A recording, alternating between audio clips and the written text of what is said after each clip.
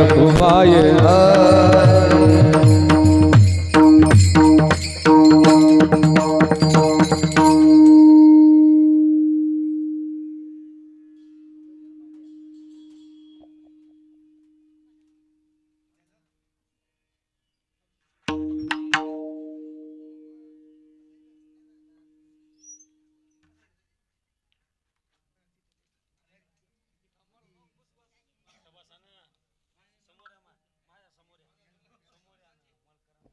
Hello hello hello hello hello hello hello बस वाढू वाढू वाढू चाटले आवाज भैया भैया वाह वाह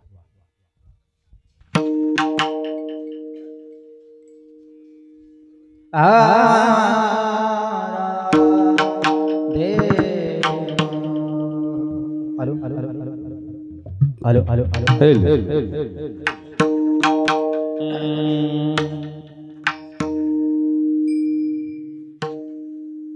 Ram Krishna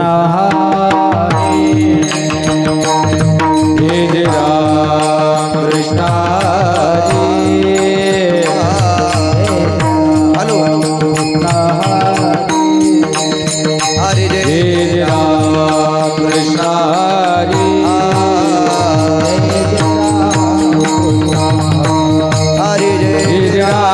Krishna hello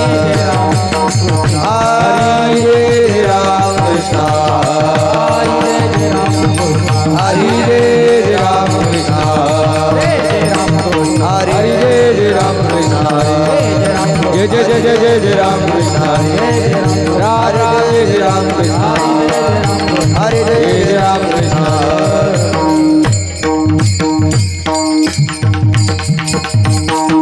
hello hello hello hello hello hello hello hello trouble थोड़ा कमी कर मॉनिटर मध्ये आवाज द्या रिटर्न रूप पाहता लोचने लोचने रूप पाहता लोचने रूप पाहता लोचने लोचन रूप पाहता लोचन सुख धारे साधने सुख धारे साधने साधने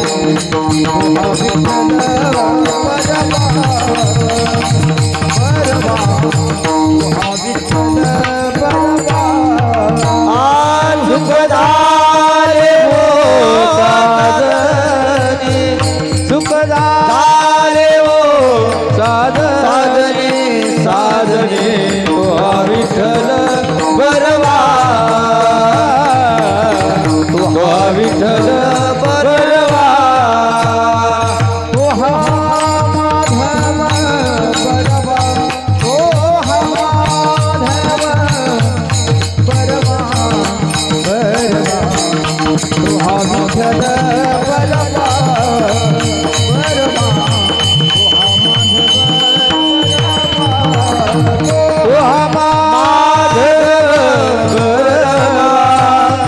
तो हा माधव बरवा बरवा तो विठ्ठल बरवा बरवा विठ्ठल बरवा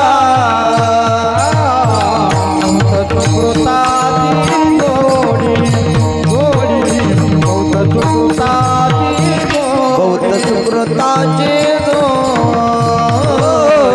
बौद्ध सुकृताची गोडी म्हणून विठ्ठाली आवडी म्हणून विठ्ठाली आवडी आवडी तुहा विठ्ठल बरवा बरवा तुहा विठ्ठल बरवा म्हणून विठ्ठली आवडी म्हणून विठ्ठली आवडी आवडी तो विठ्ठल बरवा बर तो हा विठ्ठल बरवा ओ हा माधव बरवा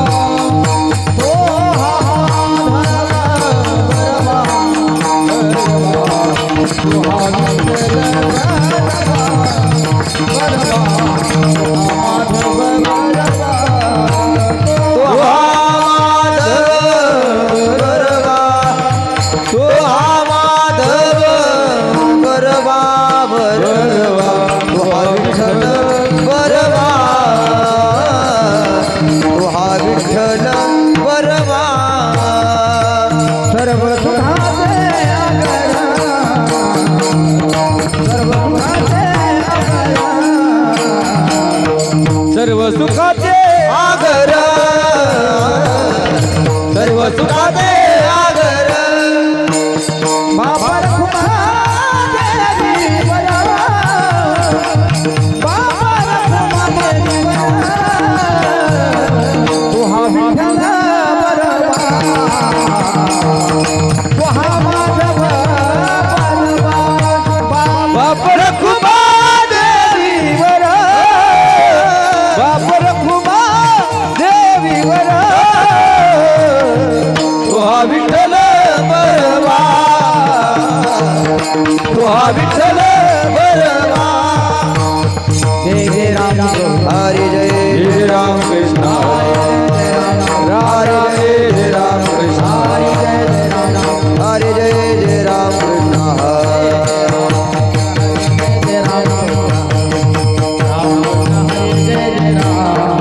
जय जय राम कृष्ण हरि जय जय राम कृष्ण राम कृष्ण हरी जय जय राम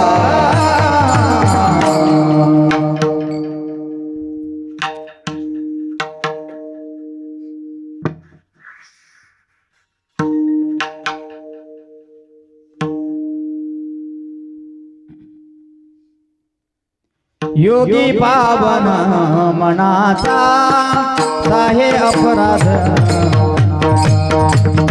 साहे अपराध जनाचा साहे अपराध जनाचा योगी पावन मनाचा साहे अपराध जनाचा साहे अपराध जना साहे अपराध जनाचा योगी पावन मनाचा साहे अपराध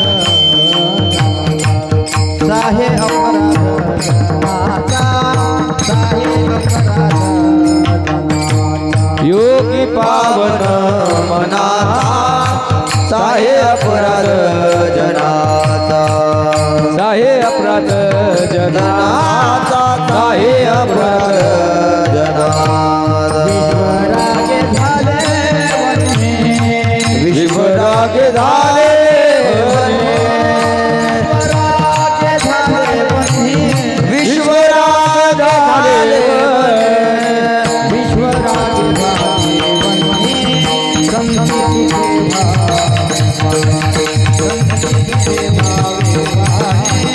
संगीत विश्वराग झाले वने.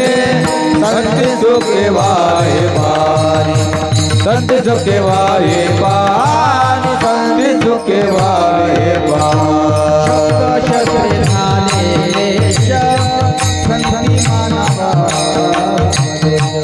संती मानवा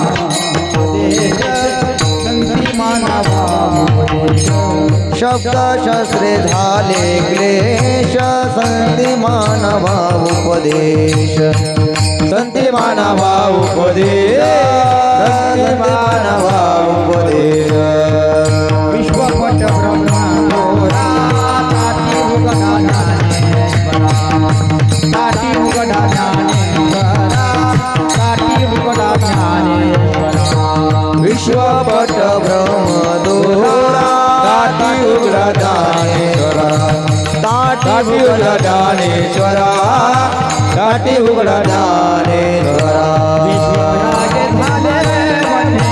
विश्वराग झाले वने. विश्वराग झाले वने. संती सुखे भावे संती सुखे भावे संती सुखे भावे विश्वराग झाले वन्य संती सुखे वावे पानी संती सुखे वावे पानी संती सुखे वावे पानी हरे हरे नो पार कुमार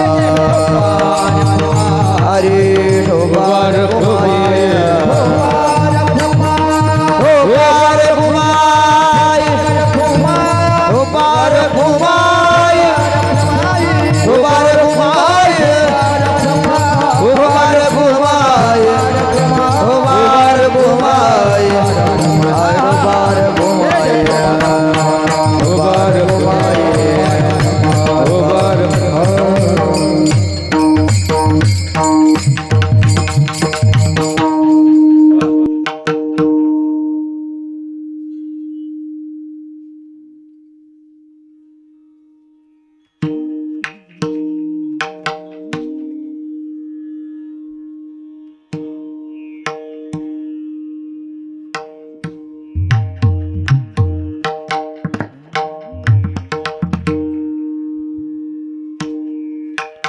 आयोगे पावन मनाचा योगी पावन मनाचा योगी पावन मना योगी पावन मना योगी पावन मनाचा योगी पावन मनाचा योगी पावन मना योगी पावन मना साहे अपराध जनाचा साहे अपराध जनाचा विश्वरागे झाले बलने विश्वरागे झाले बलने साहे अपराध जनाचा साहे अपराध जना विश्वराग झाले विश्वराग झाले संती सुखे वावे पानी वावे पानी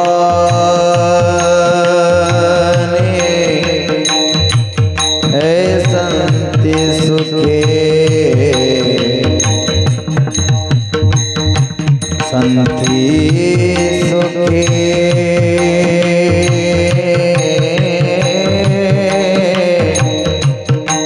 संती सुखे भावे पानी आ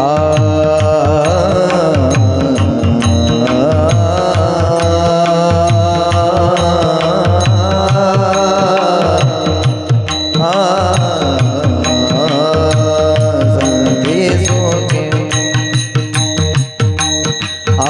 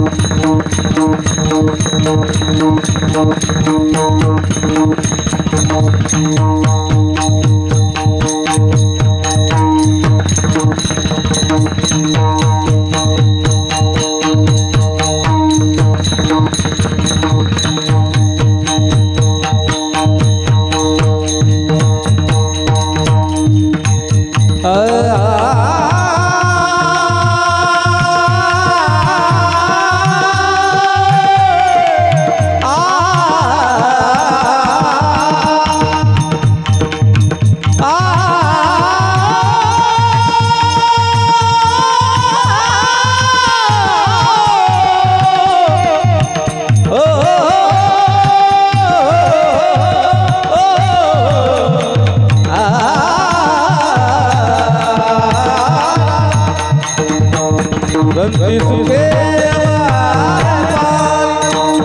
बंदी सुखे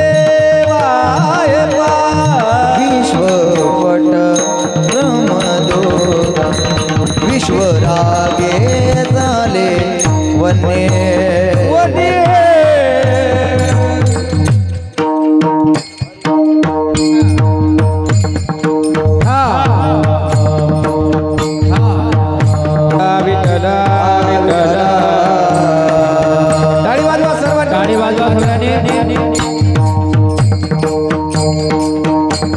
विठला विठला विठला वा वा वा हरे विठ्ठल विठ्ठल हरे विठ्ठल विठ्ठल विठ्ठल विठ्ठल विठ्ठल विठ्ठल विठ्ठल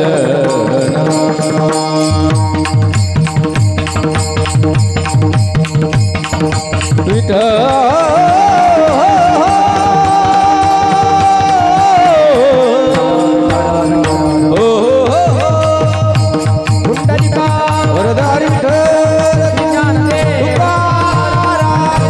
भगवान की जय महाराज की जय महाराज की जय महाराज की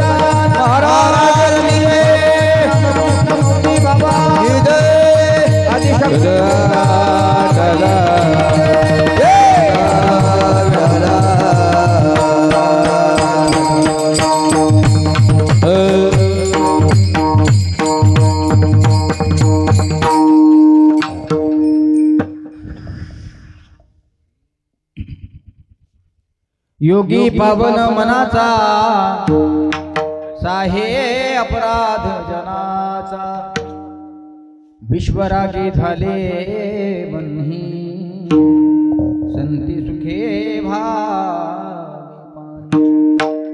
शब्द शस्त्रे झाले क्लेश संती माना उपदेश विश्वपट ब्रह्मदुरा ताटी उघडा ज्ञानेश्वरा विठ्ठल विठ्ठल हरे विठ्ठल विठ्ठल विठ्ठल विठ्ठल विठ्ठल विठ्ठल विठ्ठल विठ्ठल विठ्ठल विठ्ठल विठ्ठल विठ्ठल विठ्ठल विठ्ठल विठ्ठल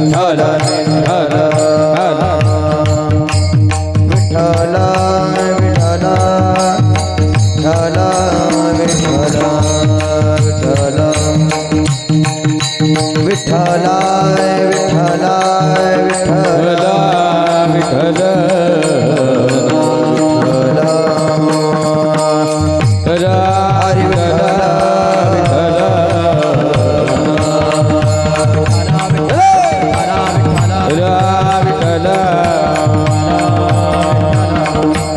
विठ्ठल विठ्ठल विठ्ठल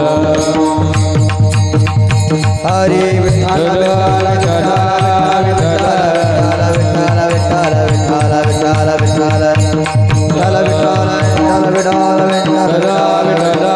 विठ्ठल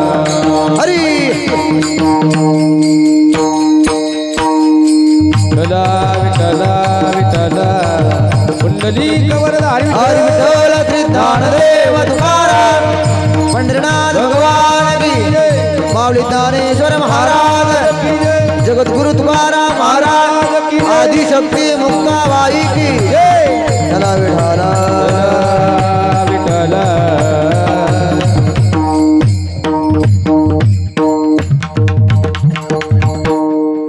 योगी पावन मनाचा साहे अपराध जनाचा विश्वरागे झाले बन्ही संती सुखी भावी पाणी. गायन करायच्या वेळेस विको द्या, बोलायच्या वेळेस साधा ठेवा, थोडा गेन द्या, ट्रबल द्या थोडा. राम राम राम राम राम कडक करा. हॅलो हॅलो हॅलो हॅलो करा कडक करा. महायोग पीठे तठे भीमरुद्धम वरम पुंडरिकाय धातुन मुनींद्रे समागत्य तिष्ठन्तमानंद कंदम परब्रह्मलिंगम भजे पांडुरंगम. पांडुरंगाकृ प्रथम रमण दुसरी चरण संतांच्या ज्यांच्या कृपादाने कथेचा विस्तारू बाबाजी सद्गुरुदास तुका जयांचे केलिया स्मरण होय सकळ विद्यांचे अधिकरण. तेचे बंधू श्रीचरण श्री गुरूंचे ते नमस्कारुणी. आता गजाननं ज्ञानमूर्तिं साक्षात् प्रेम स्वरूपिणं गौरी शंकर दयामूर्तिं भास्करं वन्दे पुनः पुनः. नमो सद्गुरु तुकया ज्ञानदीपा, नमो सद्गुरु सच्चिदानंद रूपा, नमो सद्गुरु भक्त कल्याण मूर्ती, नमो सद्गुरु भास्कर पूर्ण कीर्ति. राधा मेरी स्वामिनी मैं राधे जी को दास, जन्म जन्म मोहि दीजियो श्री वृंदावन को वास. राधा राधा कहत ही सब व्याधा मिट जाय, जन्म जन्म की आपदा राधा नाम सुनाय. कृष्णाय वासुदेवाय हरे परमात्मने प्रणत क्लेशनाशाय गोविंदाय नमो नमः. सती रंभा जयाची माता से हो, आकाराम नामे पिता बसे हो. शिरसोली गावी अवतार धरिला, नमस्कार माझा मौनी प्रभूला. मुक्ताबाई त्रिभुवन पावता, मुक्ताबाई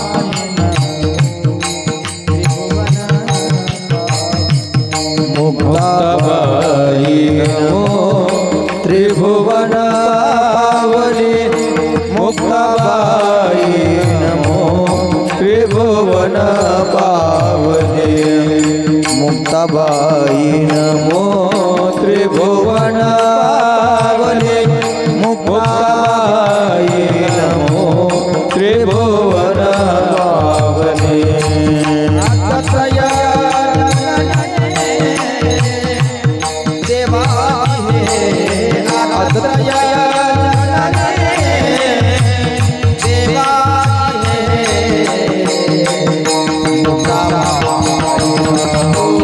त्रिभुवन पावनी. मुक्ताबाई नमो त्रिभुवन पावनी. मुक्ताबाई नमो त्रिभुवन पावनी. मुक्ताबाई नमो त्रिभुवन पावनी. योग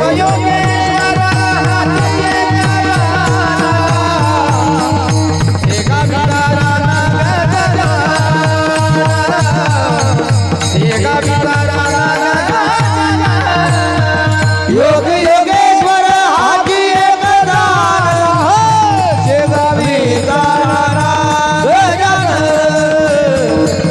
शेगावी ताराना गजानन.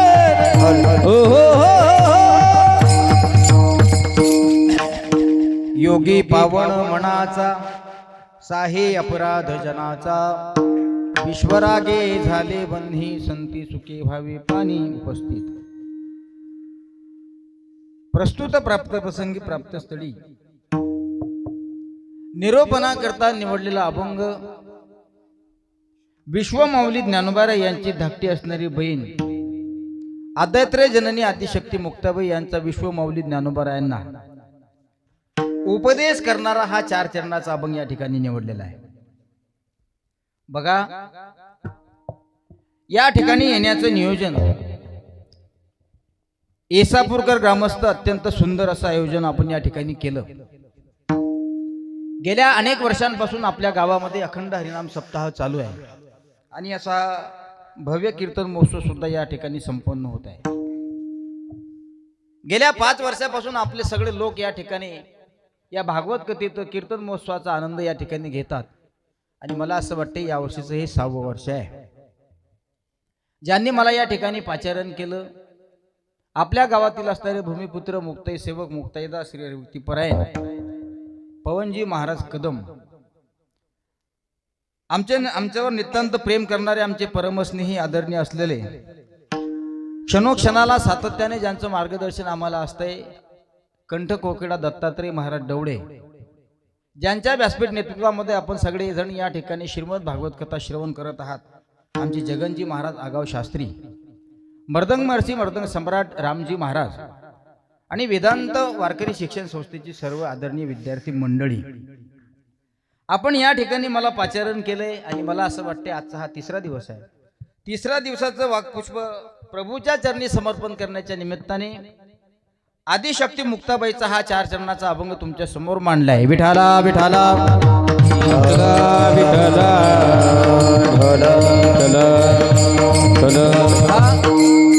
कार्यक्रमाचं स्वरूप फार सुंदर आहे आणि ज्यावेळेस मला या लोकांनी फोन केला, मला म्हणले गुरुजी तुमची सेवा पाहिजे, पण असं आहे. आता ते कसं आहे हे तुम्हाला माहित आहे, हे असं आहे, काही हरकत नाही. अशाच्या निमित्ताने तशा भेटी तरी होतील आपल्या, आणि अशाच्या निमित्ताने तशा भेटी अत्यंत महत्वाच्या असतात. आमचे परमस्नेही असणारे मित्र सतीशजी महाराज यांची गाठभेट होणं अत्यंत गरजेचं होतं, कारण त्यांना शोक झाला. त्यांच्या आजी पंचतत्वात विलीन झाल्या, जवळपास 11 ते 12 दिवस झाले आणि येताना त्यांची सुद्धा स्नेहभेट त्या ठिकाणी झाली, बरं वाटलं. येताना जागदरीमध्ये थांबलो, संदीप दादाची सुद्धा भेट झाली, बरं वाटलं. येताना या सगळ्या माझ्या परिवारातील मंडळीची भेट झाली, अजून बरं वाटलं. ही सगळे ऐकणारी लोक आहेत आणि यांच्या प्रेमास्थव या ठिकाणी येण्याचं सौभाग्य मिळालं. म्हणून आपल्याला सगळ्यांना आता आपल्याकडे फक्त पाऊण तास शिल्लक आहे. 1 तास उरला खटवांग राजाशी भाग्यदशा कशी प्राप्त झाली. कीर्तन श्रवण करत असताना सर्वांगाचे कान करा, म्हणजे कीर्तन तुमच्या लक्षात येईल. कारण कीर्तन काय शिकवतं, जो सर्वांगाचे कान करून कीर्तन श्रवण करतो ना माझ्या राजांनो, त्याच्या जीवनात 100% परिवर्तन घडतं. ज्याच्या जीवनात घडतं परिवर्तन तोच ऐकतो खरं कीर्तन. म्हणून आपल्या सुद्धा जीवनामध्ये परिवर्तन घडावं असं तुम्हाला वाटत असेल माझ्या राजांनो, तर सर्वांगाचे कान करून ऐका. बघा, ज्या वेळेस भजन होईल त्या वेळेस टाळी वागा. बघा तुमची 100% थंडी निघून जाते की नाही ते. विठाला विठाला विठाला विठाला विठाला विठाला.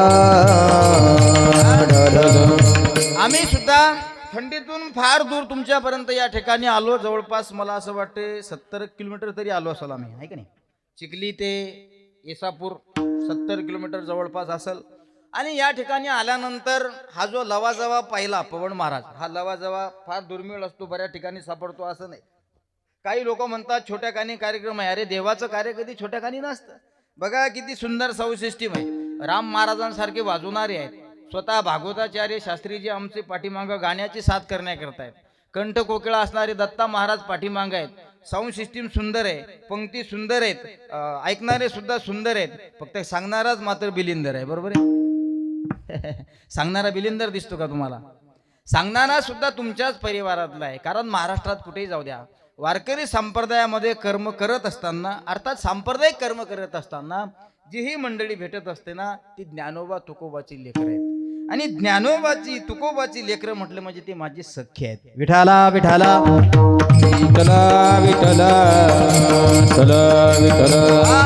म्हणून विश्वमाऊली ज्ञानोबा यांना 6 वर्षाची मुक्ताबाई या ठिकाणी उपदेश करते. आपल्या गावामध्ये प्रतिमुक्ताई नगर म्हणून संबोधल्या जाणार, मी पत्रिकेवर वाचलंय की आपल्या गावात मुक्ताबाईचं मंदिर आहे आणि प्रतिमुक्ताबाईचं मंदिर आपल्या गावामध्ये असलं म्हणजे कुणीतरी तुकोबाचाच महिमा वर्णन करतं, कुणीतरी ज्ञानोबाचा महिमा वर्णन करतं, गजाननाचा, तुकोबाचा, निळोबाचा, नामदेवरायचा, एकनाथ राजांचा, या सगळ्या संतांचा महिमा आपण वर्णन करतो. कधी काळी आद्यात्र्य जननी असणाऱ्या मुक्ताबाईचा सुद्धा महिमा आपण वर्णन केला पाहिजे. म्हणून खास करून मला गाडीवर येत असताना अभंग दुसरा घ्यायचा होता, दत्ताबा, पण या ठिकाणी आलो आणि मुक्ताबाईचे सेवक दिसले पवन महाराज. आणि पवन महाराज विषयी काय सांगायचं, गावातला सप्ताह आनंदात पार पडला पाहिजे हा त्यांचा उद्देश असते. खिशातून 4 पैसे शिल्लक खर्च झाले तरी तो बुवा मागे पुढे पाहत नाही, पण हे काम तुमचं आहे, तुम्ही लक्ष दिलं पाहिजे. गावातला महाराज जर गावात खिशातले पैसे खर्च करून सप्त करत असेल तर मला असं वाटतं तुम्ही काय कामाची. तुमचा सुद्धा तितका सिंहाचा वाटा असला पाहिजे, कारण सप्ताह हा एकट्याच्या किंवा दोघांच्या भरच्यावर होत नसतो. साधा धर्माचा धर्ममंडप जर तुम्हाला उभा करायचा असेल तर त्या धर्ममंडप उभा करण्याकरता मला असं वाटतं तुमच्या येसापूरमध्ये 3 खांबाची गरज आहे. हो मंडपवाले, बरोबर आहे का? पहिल्यांदा सप्त वाजवता का तुम्ही? एवढा मोठा मंडप जर तुम्हाला उभा करायचा असेल तर 3 खांब लावा लागतात ना, मग 4 पाहिजे ना कमीत कमी. एवढा मोठा धर्ममंडप जर तुम्हाला उभा करायचा असेल तर किमान शास्त्रीजी 4 खांबाची गरज आहे. तसं एवढा मोठा कार्यक्रम आनंदात पार पाडावा असं तुम्हाला वाटत असेल तर तुमच्या सुद्धा असणाऱ्या हातभाराची फार गरज आहे. बघा, प्रत्येक जण प्रत्येक प्रमाणामध्ये या ठिकाणी सेवा समर्पित करू शकतो, फक्त ती तुमची देण्याची सहनशक्ती असली पाहिजे. देतात. एखादा म्हणत असेल गावामध्ये सप्ताह चालू आहे, महाराष्ट्रातील सर्व दिग्गजांची कीर्तन आहेत, काल शिवाजी बाबाचं होतं, परवा दिवशी देशमुख बाबांचं होतं, उद्याही फार सुंदर कीर्तनाची सेवा आहे, कालही चांगले बाबा या ठिकाणी करणार आहे, आणि इतका मोठा हा सुंदर असणारा लवाजवा हा जर आपल्याला पैल तीराला न्यायचा असेल तर मला असं वाटते इथं आर्थिक मदतीची फार गरज आहे आणि असली पाहिजे. म्हणून हा धर्ममंडप जर तुमची सेवा देण्याची इच्छा असेल तर हा धर्ममंडप तुमची सेवा स्वीकारायला तयार आहे. सगळेच लोक श्रीमंत असतात असं नाही, काही लोक द्रव्यानं फार गरीब असतात.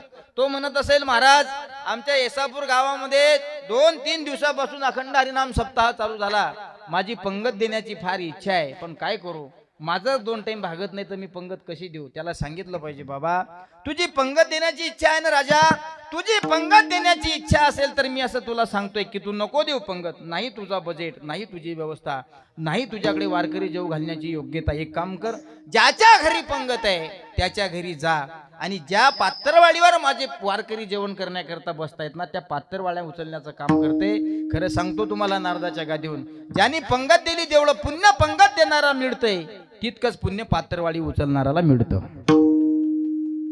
टाळी मोकळी वाजवा, टाळी मोकळी वाजवा, म्हणजे मला कळेल तुम्हाला कीर्तन करते म्हणून. तुमचे नाही ना माझ्या राजांनो, आर्थिक परिस्थिती नाही आहे तुमची, तुम्हाला देण्याची फार इच्छा होते पण तुम्ही देऊ शकत नाही. मी सांगतोय तुम्हाला, कीर्तनाची वेळ 8 वाजताची असेल, या ठिकाणी या धर्म मंडपामध्ये कीर्तन श्रवण करण्याकरता आलेल्या श्रोते मंडळींना ही चटया टाकण्याची व्यवस्था करा. बघा तुमच्या पदरामध्ये पुण्य पडतं की नाही.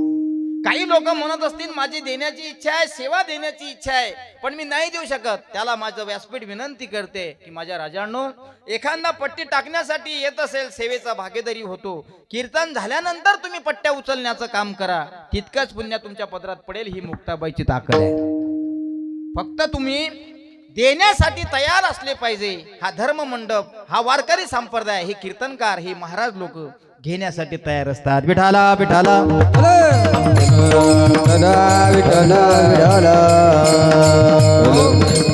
म्हणून अत्यंत सुंदर असं खेडीमेडीचं वातावरण आहे आणि हसत खेळत आपलं कीर्तन झालं पाहिजे.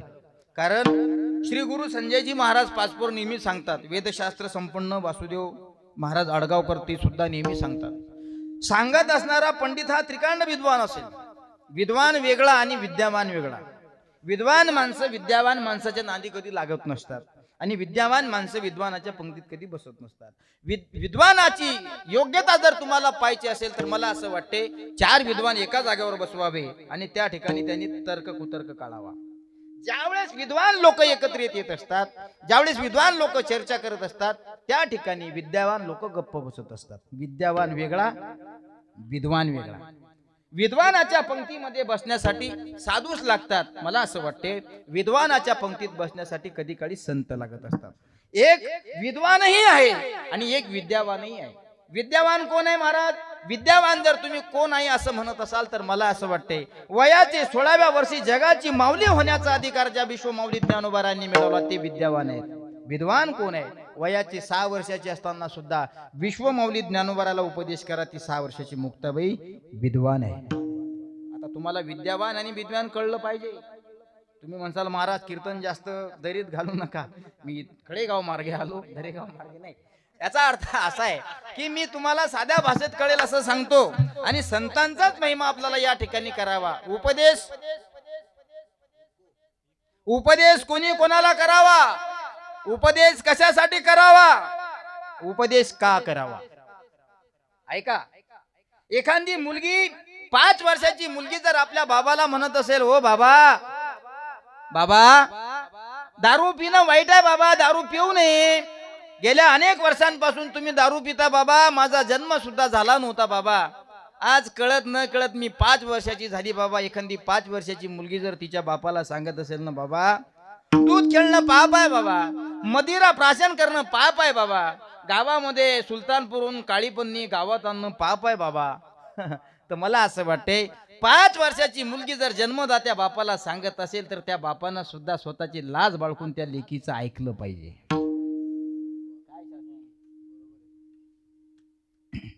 5 वर्षाची लेक जर आपल्या जन्मदात्या बापाला योग्य उपदेश करत असेल, कधीतरी बापानं विचार केला पाहिजे की मदिरा पेल्यानंतर अनेकांचे प्रपंच उद्ध्वस्त झाले, दूध खेळल्यानंतर अनेकांचे प्रपंच उद्ध्वस्त झाले, मांस खाल्ल्यानंतर अनेक पशुपक्ष्यांचे पाप तुम्ही डोक्यावर घेतले. मला सांगा, 5 वर्षाची लेक जर तुम्हाला उपदेश करत असेल तर तुम्ही तो उपदेश स्वीकारायला पाहिजे. उपदेश भलत्यायाती झाला चित्ती धरावा, झाला चित्ती धरावा, झाला चित्ती धरावा. उपदेश भलत्यायाती झाला चित्ती धरावा, झाला चित्ती धरावा, झाला चित्ती धरावा. उपदेश भलत्या हाती झाला चित्ती धरावा, उपदेश भलत्या हाती झाला चित्ती धरावा, झाला चित्ती धरावा, झाला चित्ती धरावा. उपदेश भलत्या हाती झाला चित्ती धरावा, उपदेश भलत्या हाती झाला चित्ती धरावा, झाला चित्ती धरावा, झाला चित्ती धरावा.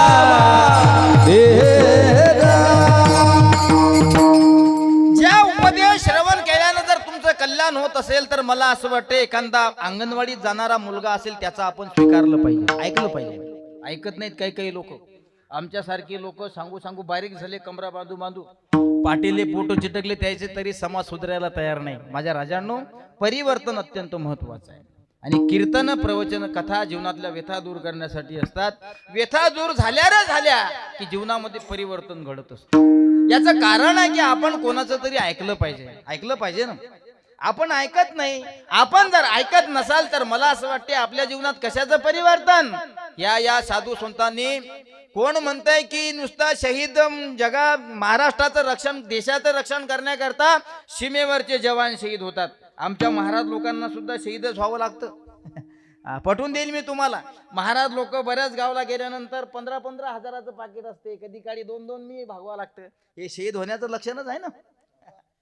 पण नुसतं आम्ही जर पैसा करता पाहत असाल तर आमच्याकडून कशाचा परमार्थ घडेल. कधी काळी तुम्ही आमचं ऐकलं पाहिजे. कारण जर तुम्ही कोणाचं ऐकत असाल तर उद्या तुमचं कोणी ऐकेल आणि तुम्ही जर कोणाचं ऐकत नसाल तर मला असं वाटते तुमच्या घरातला मुलगा सुद्धा तुमचं ऐकणार नाही. लहान होतो आम्ही ज्या काळी लहान होतो, रस्त्यानं ज्यावेळेस आम्ही प्रवास करायचो आमच्या गावातून, त्यावेळेस हिंदी पिक्चरचे गाणे म्हणायचो जगनबुवा. आणि त्या काळात म्हटल्यापेक्षा 20 वर्षाच्या अगोदरचा इतिहास सांगतो, माझं वैयक्तिक चरित्र. म्हणजे मला काही खोटं सांगायचं नाही. मी आळंदीला गेलो, वांगे खाल्ले, आलू खाल्ले नाही. आम्ही गजानन महाराज संस्थानचे विद्यार्थी आहे. गजानन महाराज संस्थानचे विद्यार्थी म्हणजे स्टँडर्ड विद्यार्थी. आणि खरं सांगू, वारकरी संप्रदाय हा स्वच्छ आणि स्टँडर्ड संप्रदाय. याच्यामध्ये गलिच्छ राहू नका, असं मस्त स्टँडर्ड राहा. नाही तर मग असं राहा की 3 दिवस आंघोळ करायची नाही, 3 दिवस दात घासायचे नाही, आपल्याजवळ कोणी बसलं नाही पाहिजे. अशी परिस्थिती नाही. आम्ही गजानन महाराज संस्थांमध्ये ज्यावेळेस शिकण्यासाठी गेलो त्यावेळेस खरं सांगतो माझ्या माय माऊल्यांनो तुम्हाला, आम्हाला कपडे घालण्याची सुद्धा अक्कल व्यवस्थेशीर नव्हती. सांगायचा मुद्दा नीट लक्षात ठेवा.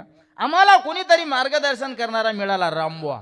आम्ही ज्यावेळेस घरून उठल्यानंतर रस्त्यानं प्रवास करायचो गावात त्यावेळेस जोरजोराने हिंदी चित्रपटाचे गाणे म्हणायचो जगनबुवा.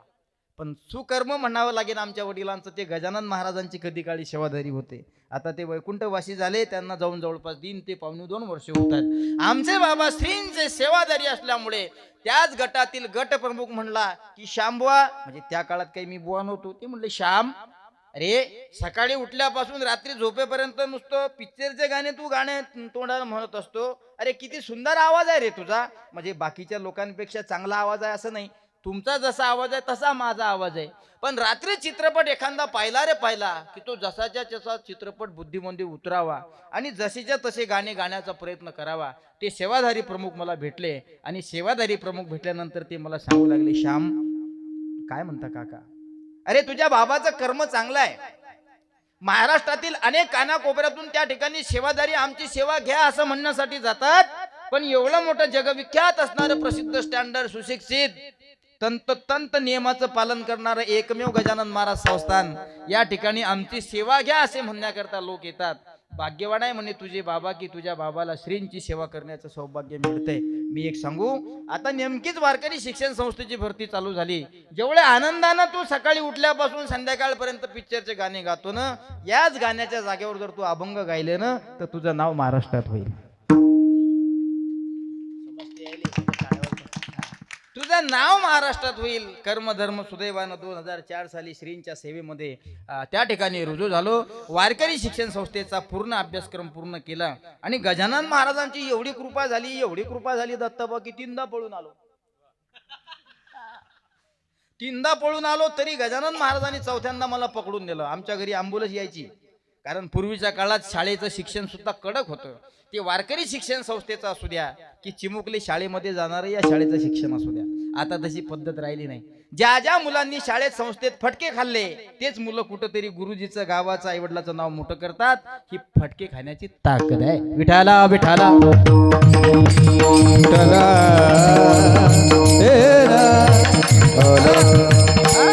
आता या ठिकाणी बऱ्याचशा सासा आहेत आणि या ठिकाणी बऱ्याचशा सुनबाया सुद्धा आहेत. आणि मला माहित आहे तुम्ही माहेरून सासरी आलेले आहेत, पण तुम्ही कधी काळी झेडपीच्या शाळेत गेल्याच होतात. झेडपीच्या शाळेत प्रत्येक जण गेले, आमचे शास्त्रीजी गेले, आमचे ढवळे बुवा गेले, आमचे पवन बुवा गेले, राम बुवा गेले, हे झेडपीच्या शाळेत गेले. पण तुमच्या काळात काय पद्धत होती? आई वडील शेतामध्ये जायचे 10 वाजता, मुलांची शाळा सुद्धा भरायची 10 वाजता. आई वडील शेतात गेल्यानंतर मुलगा शाळेचं नाव करून आपलं दप्तर घराच्या 3 पत्रावर टाकायचं. पद्धत होती तशी, परिस्थिती तशी होती. अंगामध्ये कपडे घालण्यासाठी सुद्धा चांगले नव्हते दादा. एखाद्या श्रीमंत माणसाचा जर शर्टिंग केलेला ड्रेस पाहिला तर आम्ही त्याला झुरायचो. बघा ना शेजारच्या पाटलाचा मुलगा शाळेमध्ये जातोय, बघा ना पप्पा, बघा ना बाबा, किती सुंदर अशा प्रकारची शर्टिंग करून शाळेत जातो. पण त्याच्या शर्टिंगची व्यवस्था आमच्याकडे नव्हती. मग आम्ही काय करायचो? अशी मस्त खाकीची चड्डी होती, हाफ चड्डी खाकीची होती का, खाकीची हाफ चड्डी होती, पांढरं शर्ट होतं. महाराज शर्टिंग करण्यासाठी पट्ट्याची व्यवस्था नव्हती. पण श्रीमंताचा मुलगा जर शर्टिंग करतोय, आम्हाला सुद्धा शर्टिंग करायची.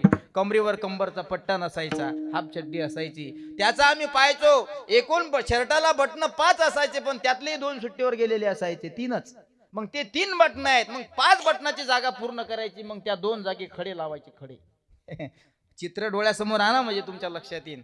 तरुण मंडळी कोणी बसलेली असेल इथं तर दिसते, माणसं दिसतच नाहीत. पाणी द्यायला गेले वाटते वावरात.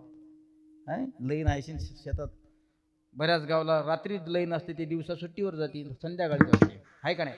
म्हणून श्रीमंत मुलाची पूर्तता भरून काढण्याकरता आम्ही राहिलेल्या 2 बटनाच्या जागेवर खडे लावायचो. श्रीमंत माणसाच्या मुलांनी लावला पट्टा कमरेला, त्या कमऱ्याची कमतरता भासून, पट्ट्याची कमतरता भासून काढण्याकरता आम्ही कमरीचा करदोडा पॅन्टीवर चढवायचो. आणि पट्टा जसा फिट होतो तसा कमरीचा करदोडा फिट करण्याकरता तुराटीचे काडीचे आळा त्याला द्यायचा आणि तुराटीच्या काडीचा आळा त्याला द्यायचा. जसा जसा तो ढिल्ला होईल तसा तसा तो फिट करायचा. राहिली पूर्तता श्रीमंताच्या मुलाच्या पाठीवरच्या दप्तराची, तर ते पाठीवरचं दप्तर सुद्धा आम्हाला मिळावं अशी अपेक्षा असायची. पण दुर्दैव आमचं की आम्हाला ते मिळत नव्हतं. म्हणून आम्ही काय करायचो? सुलतानपूरहून बाबांनी बाहेरच्या थैलीत बाजार आणायचा, सुलतानपूरून बाबांनी बाहेरच्या थैलीत बाजार आणायचा, वांगे टमाटे ते सडकीच गोबी ते सडकेच कांदे अशी ती बाहेरची थैली खाली करायची आणि तीच बाहेरची थैली एक या बखाडात बंद गुतवायचा आणि एक बंद या बखाडात गुतवायचा आणि चालले रस्त्यानं. सांगायचं तात्पर्य एवढंच आहे माझ्या राजांनो, ती पूर्तता तसे दिवस आता पुणे येत नाहीत. पण त्या काळात जसं शिक्षण होतं तसं आताच्या काळात पैसे देऊन सुद्धा भेटत नाही. काळ हा बदलत चाललेला आहे. स्वतःसाठी काहीतरी केलं पाहिजे. माझा सांगायचा मुद्दा नीट लक्षात ठेवा. शाळेत तुम्ही कमीपणानं जात असाल तो भाग महत्वाचा नाही. शाळेत तुम्ही श्रीमंत होऊन जात असाल तोही भाग महत्वाचा नाही. शाळेत गेल्यानंतर तुम्ही आतापर्यंत कोणाचं ऐकलं हा भाग महत्वाचा आहे. ज्याचं तुम्ही एखादा माणूस जर तुम्हाला चांगला उपदेश करत असेल तर त्याचं तुम्ही ऐकलं पाहिजे. पूर्वीच्या काळामध्ये शाळेत गेल्यानंतर मुलं फटके खायचे. एखादा मुलगा शाळेत सुट्टी टाकून जर खोटं बोलून घरी राहत असेल तर शाळेतले मुलं घरी यायचे, मास्तर पाठवायचे, जा रे 4 जण, 2 जण टंगल्यान 2 जण हात पकडून आणा, साऱ्या गावातून त्याची धिंड काढायची, पण त्याला शाळेतच न्यायची पद्धत होती. आणि खरं सांगू, ज्या ज्या मुलांनी गुरुजीचा हातचा मार खाल्ला ती मुलं आज गावाचं, आई वडिलाचं, तालुक्याचं, जिल्ह्याचं आणि देशाचं नाव मोठं करतात. ही फटके खाण्याची ताकद आहे. मग खाल्ले पाहिजे का नाही? फटके खाल्ले पाहिजे महाराज.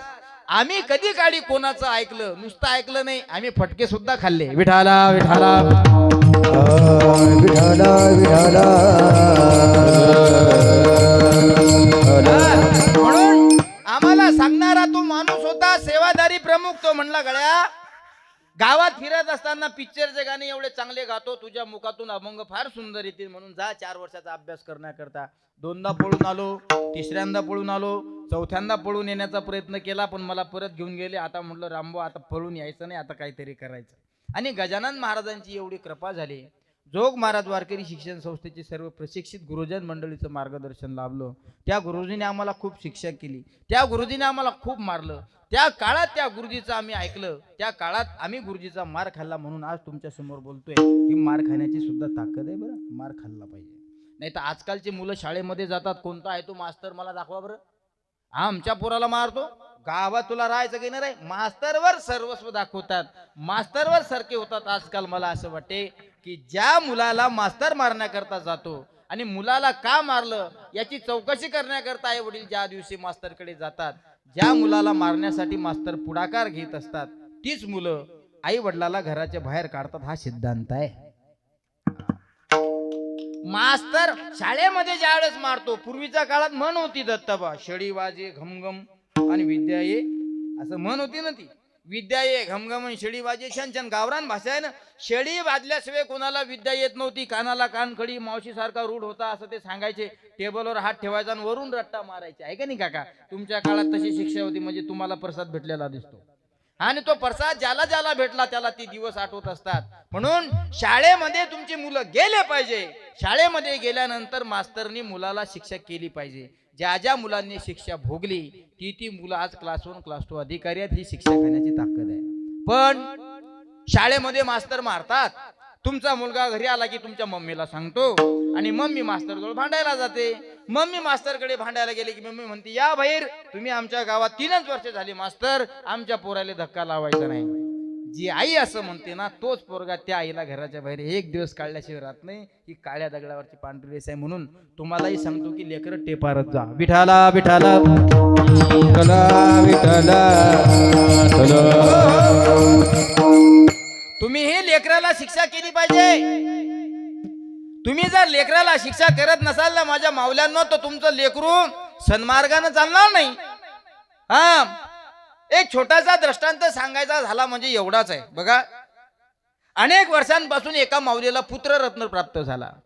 अनेक वर्ष या देवीची साधना कर, त्या देवाची साधना कर, अनेक देवी देवतांची साधना केली.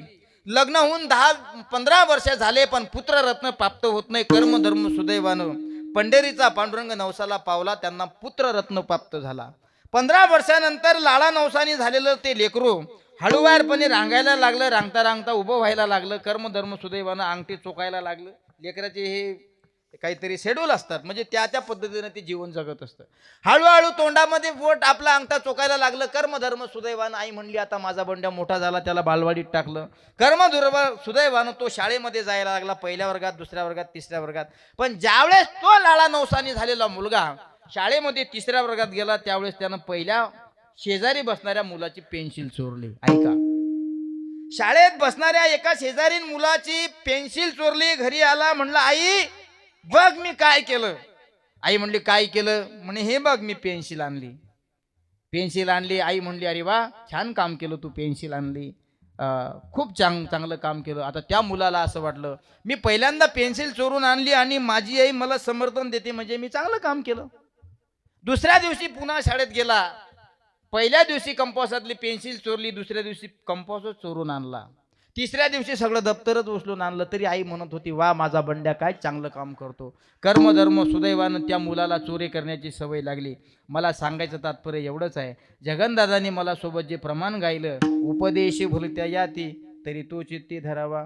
एखादा सन्मार्गानं जाणारा उपदेश जर छोटा मुलगा, छोटी मुलगी, मास्तर, आई, वडील करत असतील, तो चित्तामध्ये साठवून ठेवा. तुमच्या जीवनाचं सोनं झाल्याशिवाय राहणार नाही. बघा, ही ऐकणाऱ्या माणसाची ताकद आहे, म्हणून आपण ऐकलं पाहिजे ना. पहिल्या दिवशी पेन्सिल चोरली, आई म्हणली छान काम केलं. दुसऱ्या दिवशी कंपास चोरला, आई म्हणली छान काम केलं. तिसऱ्या दिवशी अख्खं दप्तर चोरून आणलं महाराज, आई म्हणली छान काम केलं. आता त्या मुलाचे विचार सुद्धा मोठे होऊ लागले. मुलगा मुलगी जसे जसे मोठे होत असतात तसे तसे त्याचे विचार बदलत असतात. विठाला विठाला विठाला. जसे जसे आपली मुलं मुली मोठे होतात ना, तसे तसे त्यांचे विचार सुद्धा मोठे असतात. पेन्सिल चोरणं छोट्या मुलाचं काम, पण आता दप्तर चोरून आणलं तरी माझ्या आईनं मला काही म्हटलं नाही. आता मुलगा 12वीला जायला लागला, फर्स्ट इयरला जायला लागला. आणि ज्यावेळेस मुलगा फर्स्ट इयर जायला लागला, सुलतानपूर सारख्या शहरामध्ये कॉलेजमध्ये जायला लागला. कॉलेजमध्ये गेल्यानंतर अनेक मित्र त्याचे त्या ठिकाणी झाले. सगळ्यांनी विचार केला, म्हणले अरे बाबा तू काय करतो रे? मी काही करत नाही, मी लहान होतो त्यावेळेस मी पेन्सिल चोरली, माझ्या आईनं माझ्या पाठीवर थाप टाकून मला शाबासकी दिली. दुसऱ्या दिवशी मी कंपास चोरला, माझ्या आईनं मला शाबासकी दिली. तिसऱ्या दिवशी मी दप्तरच उचलून आणलं, माझ्या आईनं मला शाबासकी दिली. पण आता पेन्सिल, कंपास आणि दप्तर चोरून आणून भागणार नाही. मग आता मोठा विचार केला पाहिजे. 10-5 मित्र चांगले दाढी मिशी फुटलेले मित्र त्यांनी बनवले. आता तो फर्स्ट इयरचा मुलगा होता, त्यांनी विचार केला की सुलतानपूरची स्टेट बँकच फोडायची. काय कीर्तन नीट आहे का? पण एवढी मोठी बँक जर आपल्याला फोडायची असेल, एवढ्या मोठ्या बँकेवर जर आपल्याला दरोडा टाकायचा असेल, तर एकट्या दुगड्याचं काम नाही, मोठा गट ग्रामपंचायत असला पाहिजे. म्हणून 10-5 मित्र त्यांनी बनवले आणि संध्याकाळच्या वेळेला जनतेचा पैसा असणारी स्टेट बँक, कारण जनतेचा पैसा असतो ना तो, प्रत्येक गोर गरिबाचा, श्रीमंताचा, उद्योगपत्याचा सगळ्याचा पैसा स्टेट बँकेत असतो. आणि स्टेट बँका फोडण्याचा विचार सगळ्या ग्रुपने त्या ठिकाणी केला. कर्मधर्म सुदैवानं ज्यांनी पेन्सिल चोरली होती, ज्यांनी कंपास चोरला होता, ज्यांनी दप्तर चोरलं होतं, आता कधी न नवत एखाद्याच्या संगतीत जर वाईट माणूस जात असेल ना, तर कधी काळी वाईट माणसं निघून जात असतात. कारण असं म्हणतात की पत्ता खेळणाराच्या पंक्तीत बसणारा माणूस हा पत्ता खेळणारा इतकाच गुन्हेगार असतो. म्हणून कधी काळी हुशार माणसं काय करतात, खेळणारे निघून जातात पवन महाराज, आणि आजूबाजूला पाहणारे माणसं पकडल्या जातात. आपल्या गावरान भाषेतली सवय तुम्हाला सांगतो. एखादी मोकाट गाय असेल तर तिच्या गळ्यात काय बांधतात? इकडे लोळणं म्हणतात का, आमच्याकडे पायखुटी म्हणतात. ती गाय सट असते बघा, ती मोकाट असते, ती विदाउट परमिशन असते, कोणाच्याही मालकाच्या शेतात जाते, कारण कोणाच्याही वावरात गेल्यानंतर ते तिच्या मालकीचं शेत होतं बघा. पण कधी ना नवत एकटी दुकटी जाणारे ती मोकाट गाय, तिच्या संगतीत जर सज्जन गाय गेल्या तर ती गाय सुद्धा त्या सज्जन गायला मोकाट बनवते. ही मोकाट गायची ताकद आहे. मला मोकाट गायी बद्दल बोलायचं नाही. पेन्सिल चोरणारा मुलगा कंपास चोरतो, कंपास चोरणारा दप्तर चोरतो, हा स्टेट बँक चोरण्याचा डोक्यामध्ये त्याचा विचार आहे. त्यानं विचार केला जनतेचा पैसा आपल्याला लुटायचा, आणि लुटण्यासाठी प्रयत्न सुद्धा करू लागला. 3-4-5 मुलं त्याच्या सोबत गेले. कर्मधर्म सुदैवानं बँकही फोडली, तिजोरीचा दरवाजाही उघडला, पैसेही लुटले, आणि पैसे घेणार बाहेर निघणार तितक्यामध्ये बँकेचा अलाराम वाजला. त्याच्यासोबतची 4 मुलं पळून गेले आणि हा कंपास चोरणारा पकडला गेला. कंपास चोरणारा ज्यावेळेस पकडला गेला त्यावेळेस आता पोलीस केस झाली, कोर्ट केस झाली, कोर्टामध्ये त्याला नेण्यात आलं. एवढ्या लहान वयामध्ये जर हा चोरी करत असेल, कारण एमएत गेलेला मुलगा 18-19 वर्षाचा झाला, कायद्याचं असं सांगते की 16 वर्षाचा होईपर्यंत त्याला कायदा शिक्षा करत नाही. पण हा एमएचा विद्यार्थी, 13वीचा विद्यार्थी म्हटल्यानंतर हा 19 वर्षाचा झाला, म्हणजे हा कायद्याच्या चौकटीत चांगला बसला.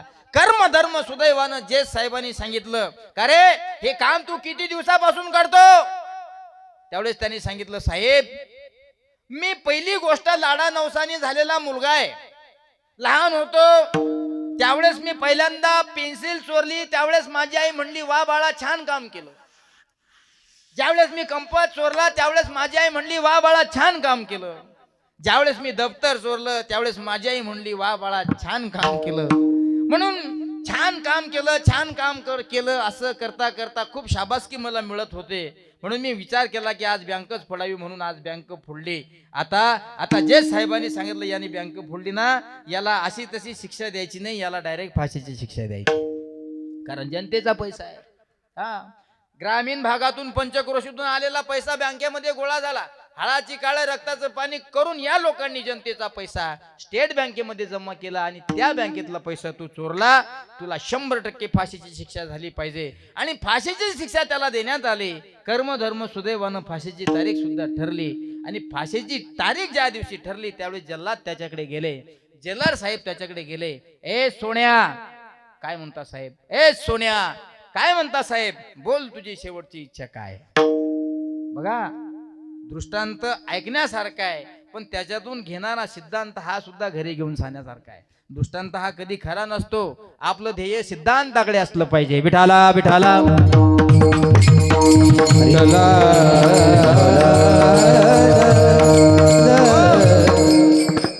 जे साहेब जेलर साहेब सगळे त्या फाशीच्या जागेवर गेले. त्याला बोलू लागले तुला फाशीची शिक्षा झाली, लहानपणापासून चोरी करतो म्हणे, बोल तुझी शेवटची इच्छा काय? असं म्हणतात ज्याला फाशीची शिक्षा होते ना त्याला शेवटची इच्छा विचारल्या जाते. बरोबर आहे ना? अनुभव आहे का? हा, इथं काही कोणाला अनुभव नाही. ज्याला फाशीची शिक्षा सुनावल्या जाते त्याची शेवटची इच्छा त्याला विचारल्या जाते. जेलाचे गज त्यांनी हातामध्ये पकडलेले आहेत. एका डोळ्याला 2-2 अश्वाच्या धारा लागलेल्या आहेत आणि मनामध्ये फक्त एकच इच्छा आहे की जे साहेब म्हणतात, जेलर साहेब म्हणतात बोल तुझी शेवटची इच्छा काय? साहेब माझी एकच इच्छा आहे साहेब की मला ज्यावेळेस तुम्ही फाशी देसाल त्यावेळेस मी एकदाच, फक्त एकदा माझ्या आईसोबत मी चर्चा केली पाहिजे. जेलर साहेब म्हणले बस एवढीची इच्छा तुझी? अरे शेवटची इच्छा भोगत असताना कोणी गुलाबजाम मागतं, कोणी कालाजाम मागतं, कोणी म्हणतं मला पंचपक्वानाचं जेवण द्या, कोणी म्हणतं मला एसीची रूम द्या, कोणी म्हणते मला गरम गरम ताट आणून द्या. आणि तुझी इच्छा काय आहे शेवटची? तर तुला आईला भेटायचं आहे? हो म्हणले साहेब मला माझ्या आईला भेटायचं आहे. ज्यावेळेस आईला जेलर साहेबांनी निरोप दिला, आई सुद्धा एका डोळ्याला 2-2 अश्रूच्या धाराने भरलेल्या धाराने जेलामध्ये आपल्या एकूण त्या एक लाडक्या लेकराला भेटण्यासाठी गेली. आणि गेली असताना आईनं मुलाकडे पाहावं, मुलाने आईकडे पाहावं, दोघांची नजरानजर व्हावी. आणि दोघांची नजरानजर झाल्यानंतर दोघंही नदीला जसा पूर येतो तसा दोघांच्याही डोळ्याला पूर यावा. आई गेली बाळाच्या जवळ, बाळाने आपलं तोंड आईच्या कानाजवळ केलं आणि आईचा कान पक्का आपल्या दाताखाली घेतला. जसं एखाद्या कुत्राने लहान लेकराला चावा घ्यावा तसा त्या लेकराने मायचा कानच तोडला. आई म्हणली अरे जेलर साहेब माझ्याकडे आले आणि जेलर साहेबांनी सांगितलं तुमच्या एकूण त्या एक मुलाची शेवटची इच्छा आहे की मी माझ्या आईसंग चर्चा करावी. मी चर्चा करण्यासाठी या ठिकाणी बोलावलं, पण तू तर माझा कान पकडला कुत्र्यासारखा, असं का केलं? त्या लेकराने दिलेलं उत्तर फार सुंदर आहे दत्तावा. लेकरू म्हणलं मा मी तुझा कान यासाठी पकडला मा, मी पहिल्या वर्गात गेलो त्यावेळेस मा मी पहिल्यांदा पेन्सिल चोरली आणि पेन्सिल चोरली असं मी तुला सांगितल्यानंतर तू मला म्हणली वा सोन्या फार चांगलं काम केलं. दुसऱ्या वेळेस मी कंपास चोरला मा, ज्यावेळेस मी तुला सांगितलं त्यावेळेस मा तू मला म्हणली वा सोन्या फार चांगलं काम केलं. तिसऱ्या वेळेस मी दप्तरच चोरून आणलं मा, मी तुला सांगितलं त्यावेळेस तू मा मला म्हणली वा सोन्या फार चांगलं काम केलं. कदाचित दप्तर कंपास पेन्सिल चोरून आणली तेव्हा तर तू माझा कान पकडला असता तर मला असं वाटते आज मला फाशीची शिक्षा झाली नसती. आणि त्या काळात जर तू माझा कान पकडून मला शिक्षा दिली असती तर मी आज फाशी घेतानाच्या शेवटच्या स्टेपला नसतो. आपला दृष्टांत संपला. दृष्टांत संपला. सिद्धांत काय आहे? लहानपणापासून शेवटच्या श्वासापर्यंत जोपर्यंत तुमच्या मुलाच्या ओठावर मिशी येत नाही, गालावर दाढी येत नाही, तोपर्यंत त्याला फटके दिले पाहिजे. जर तुमच्या लेकराचं कल्याण होत असेल तर मला असं वाटतंय कधी काळी तुम्ही त्याला शिक्षा केली पाहिजे. पण इथं उलट आहे जगनबुवा. एखादी बाई जर पोराला मारायला गेली का नाही, एखादा बुवा जर पोराला मारायला गेला की ही बाई जाते मधात, नकानं मारू त्याले नकानं मारू त्याले, एकूण तर एक असते बापा, करू द्या ना, मग लेकरच दांगलू करत असतात. त्या मुलाचा बाप जर त्या मुलाला शिक्षा करत असेल आणि त्या मुलाची आई जर त्याच्या बापाकडे जात असेल की मारू नका म्हणायला, मला असं वाटते त्या बापाला माझी विनंती आहे, लेकराला मारणं सोडायचं.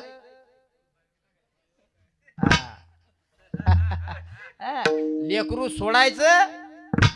हा, तुम्ही सांग वा श्याम महाराज हे जमलं बा आपल्याला. उद्या तुम्ही पवन महाराजले म्हणसान मस्त आणलो तुम्ही, नवऱ्यानं बायका कशा सोडायच्या हे कीर्तन आहे का नाही. जर तुमच्या मुलाचं हित होत असेल तर मला असं वाटते मायनं सुद्धा मधात जायचं नाही. कारण बाप आणि आई मुलाला शिक्षा करत असतात ते मुलाचं ध्येय गाठण्याकरता. आई वडील मुलाला शिक्षा करून कोणाची लेकरं मेली हो, मरत नसतात. ज्या ज्या मुलांनी शिक्षकाचा आई वडिलाचा मार खाल्ला ना, ती मुलं जनतेच्या समोर आहेत. महाराष्ट्रामध्ये गावाचं नाव करतायत, ही फटके खाण्याची ताकद आहे. विठाला विठाला विठ्ठला विठ्ठला साधं उदाहरण सांगायचं म्हणजे त्रास आला पाहिजे आपल्या जीवनामध्ये. महाराज आज ही लोक गातायत, आमचे जगन महाराज आगाव शास्त्रीजी आज व्यासपीठावर बसलेले आहेत. सहज नाही बसले महाराज व्यासपीठावर, रामकथाही सुंदर वाचतात, आज भागवत सुद्धा सुंदर करताय. इथं तुमच्या गावातला असणारा भूमिपुत्र पवन महाराज यांचं सुद्धा महाराष्ट्रामध्ये नाव आहे. सांगायचं तात्पर्य एवढं, ज्या गुरुजींकडे शिकले त्या गुरुजीच्या हातचा मार सुद्धा या महाराजांनी खाल्ला. म्हणून आज तुमच्या येसापूरचं नाव सगळ्या महाराष्ट्रामध्ये, हे तुमच्यासाठी सौभाग्याची गोष्ट असली पाहिजे.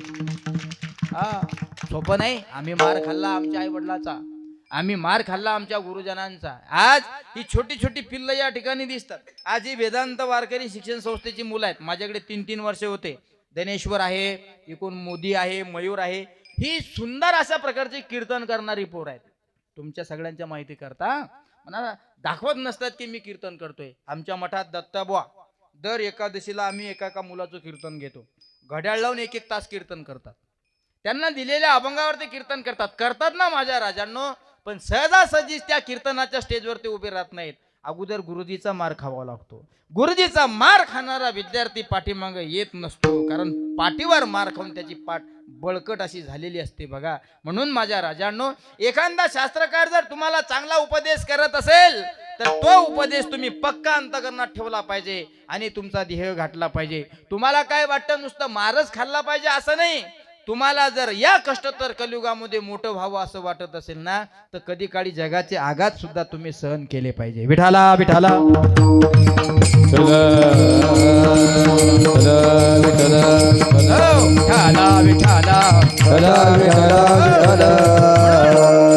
साधू होणं जेवढं सोपं वाटतं ना माझ्या मावल्यांनो, माझ्या वडिलांनो, तितकं सोपं नाही. तुम्हाला काय वाटतं साधू होणं सोपं आहे का? आमच्यासारखे तरुण लोक धोतर घालून ज्यावेळेस गावाच्या बाहेर पडतात ना, त्यावेळेस लोक काय चिडवतात हे आमचं आम्हालाच माहित आहे. महाराज जवान दिसता, काय धोतर, काय शर्ट, काय ती कंबर, काय तो फेटा, आणि निघाले वाटते बगडे आज कीर्तनासाठी. नको नको त्या गप्पा करणारे लोक, आम्हाला त्याची सवय पडली म्हणून काही वाटत नाही. बघा, तुम्हाला मोठं व्हावं असं वाटत असेल ना, तर तुम्ही त्या भुकणाऱ्या लोकांकडे किती पाहायचं नसतं. असं म्हणतात, हाती चले बाजार तो कुत्ते भुके हजार. काय भाव आहे. हाती जर बाजारामध्ये प्रवेश करत असतील तर गल्लीच्या कुत्र्याला निमंत्रण देण्याचं गरज नाही. दत्ता बुवा बलाढ्य असा अकराळ विक्राळ हत्ती दिसला की कुत्रे येत असतात, भू भू येत असतात ते. पण एकटं दुकटं कुत्र येत नाही. हे कुत्र दुसऱ्या कुत्र्याला मिस कॉल देतं, दुसरं कुत्र तिसऱ्याला मिस कॉल देतं. कर्म धर्म सुदैवानं अख्खा ग्रुप त्यांचा जमा होतोय. पण हत्तीनं समोर चालत असताना हत्तीनं कधी पाठीमागं पाहायचं नाही. आमचे श्री गुरु सांगत असतात, बाबा हत्ती एवढा मोठा आहे आणि हे कुत्रे 30-35 हत्तीवर भुगतात. कुत्र्याचा जीव किती, हत्तीचा जीव किती. हत्तीनं जर मागे पाहिलं हातीनं जर त्या कुत्र्याच्या बोकांडीत पाय दिला तर वांग जसं चुलीत भाजून भरीत केल्या जातं तसं या कुत्र्याचं भरीत होईल. पण हत्ती कधी मांग पाहत नाही. गुरुजी म्हणले, श्यामा, हत्तीनं कधी मांग पाहायचं नसतं. अरे कुत्रे भुकत असतात, कुत्र्यांना भुकू दिलं पाहिजे. ज्या वेळेस हत्ती रस्त्यानं चालत असेल, कुत्रे हत्तीच्या पाठीमागं भुकत असतील आणि हत्ती जर म्हणत असेल की मी पाठीमागं पाहावं, हा कुत्र्याचा अपमान नसेल, हा चालणाऱ्या हत्तीचा अपमान असेल. दृष्टांत संपला. सिद्धांत एवढाच आहे. हा समाज तुम्हाला किती त्रास देतो इकडे लक्ष द्यायचं नाही. कारण तुम्ही जर समाजाला प्रतिस्पर्धी म्हणून उत्तर देत असाल तर हा तुमचा अपमान असेल, कुत्र्याचा नाही. म्हणून कुत्रे भुकण्याचं काम करत असतात. कुत्रे भुकण्याचं काम करत असतात. मी हे कुत्र्याबद्दल बोलतो. हा, विठाला विठाला विठाला विठ्ठला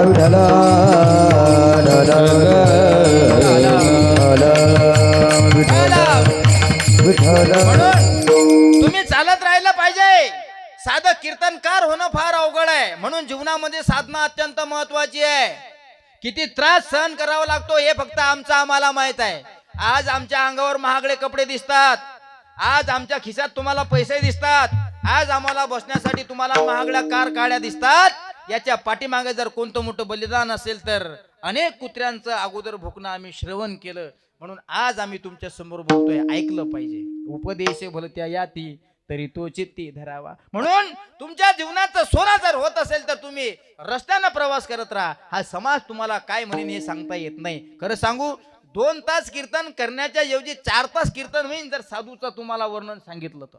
बघा, तुकोबानी सहन केलंय, निळोबानी सहन केलंय, शांती ब्रह्म श्रीमंत एकनाथ महाराजांनी सहन केलंय, भगवंताचे असणारे निष्काम दळीवाळ लाडके भक्त नामदेवरायांनी सहन केलंय, प्रति पंढरपूर म्हणून ओळखल्या जाणारं शेगाव योगीराज गजानन महाराजांनी सहन केलंय, चिखली तालुक्याचं वैभव असणारं परमहंस रामकृष्ण मौनी बाबांनी सहन केलंय. या सगळ्या संतांनी संतत्व गतीला प्राप्त ज्यावेळेस झाले, मला असं वाटते अगोदर या लोकांनी समाजाचे आघात सहन केले. तेची संत तेची संत संत तेची संत तेची संत तेची संत तेची संत तेची संत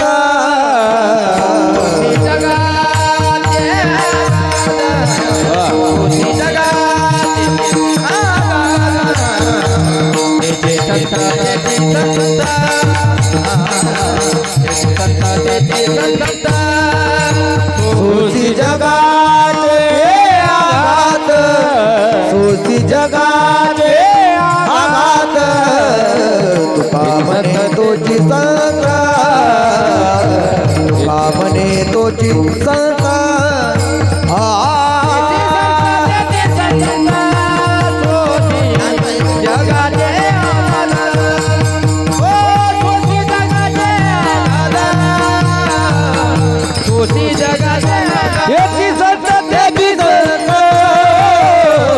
सोसी जगाचे आघात, सोसी जगाचे आघात, सोसी जगाचे आघात. काय भाव आहे माझ्या राजांनो. तेच संत, तेच साधू, तेच गुरु आणि तेच श्री गुरु. कोणते? सोसी जगाचे आघात.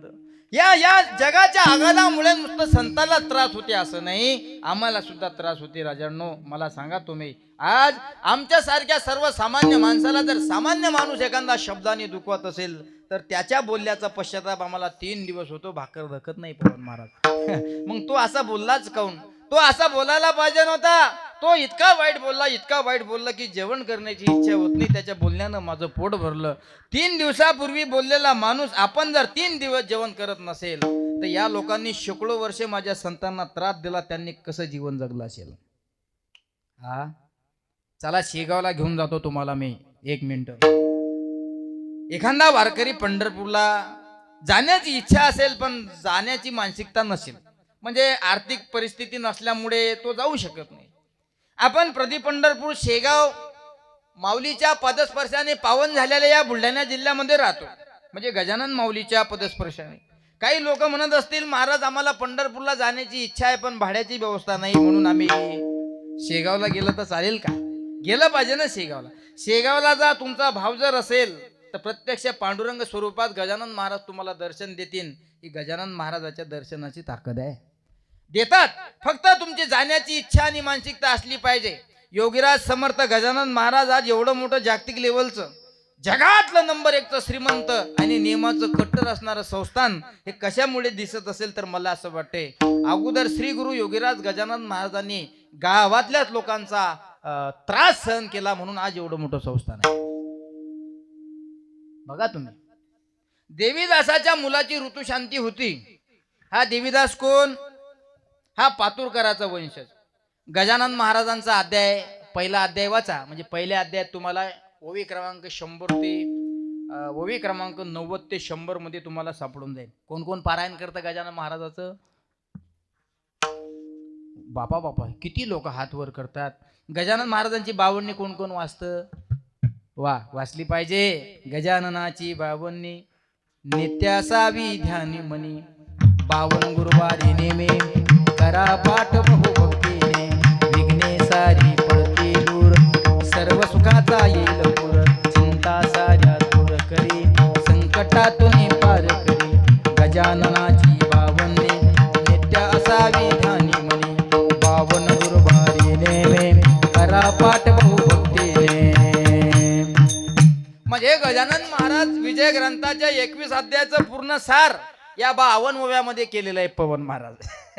आणि कधी काळी ही 52 तुम्ही वाचली पाहिजे. आणि 52 वाचल्यानंतर तुम्हाला कळेल की गजानन महाराज कोण होते, हे कसे झाले गजानन महाराज. सहज नाही झाले देवा गजानन महाराज.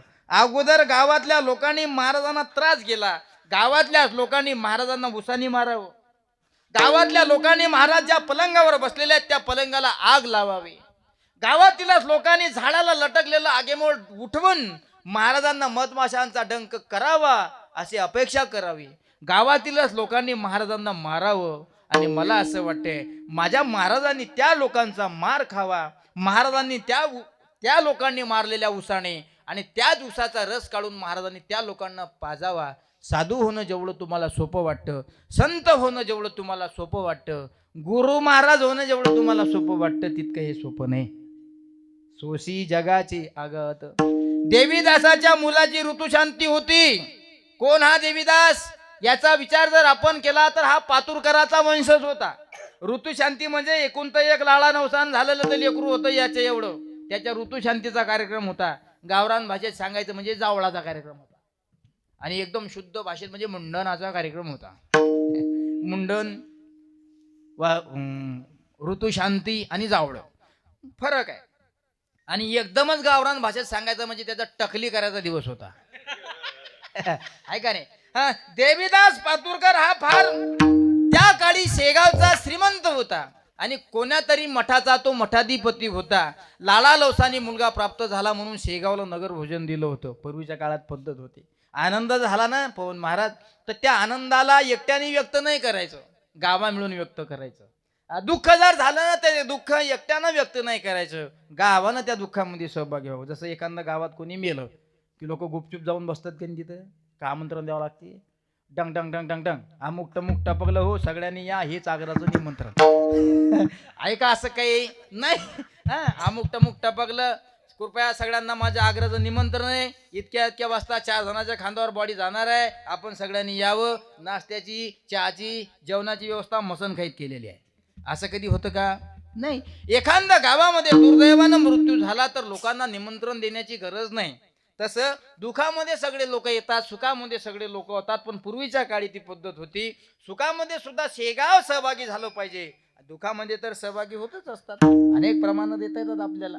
म्हणून देवीदासाला लाळा लवसानी तो मुलगा झाला. त्यांनी विचार केला की माझ्या मुलाची ऋतुशांती आहे म्हणून आपण सगळ्यांना जेवण करण्यासाठी बोलावलं पाहिजे. म्हणून त्या ठिकाणी देवीदासाने बंकटलाल अग्रवाल आणि दामोदर पंत कुलकर्णी, दासो पंत कुलकर्णी या दोघांना विशेष निमंत्रण दिलं होतं. पण देवीदास, बंकटलाल अग्रवाल आणि दासो पंत हे अत्यंत जवळचे मित्र होते.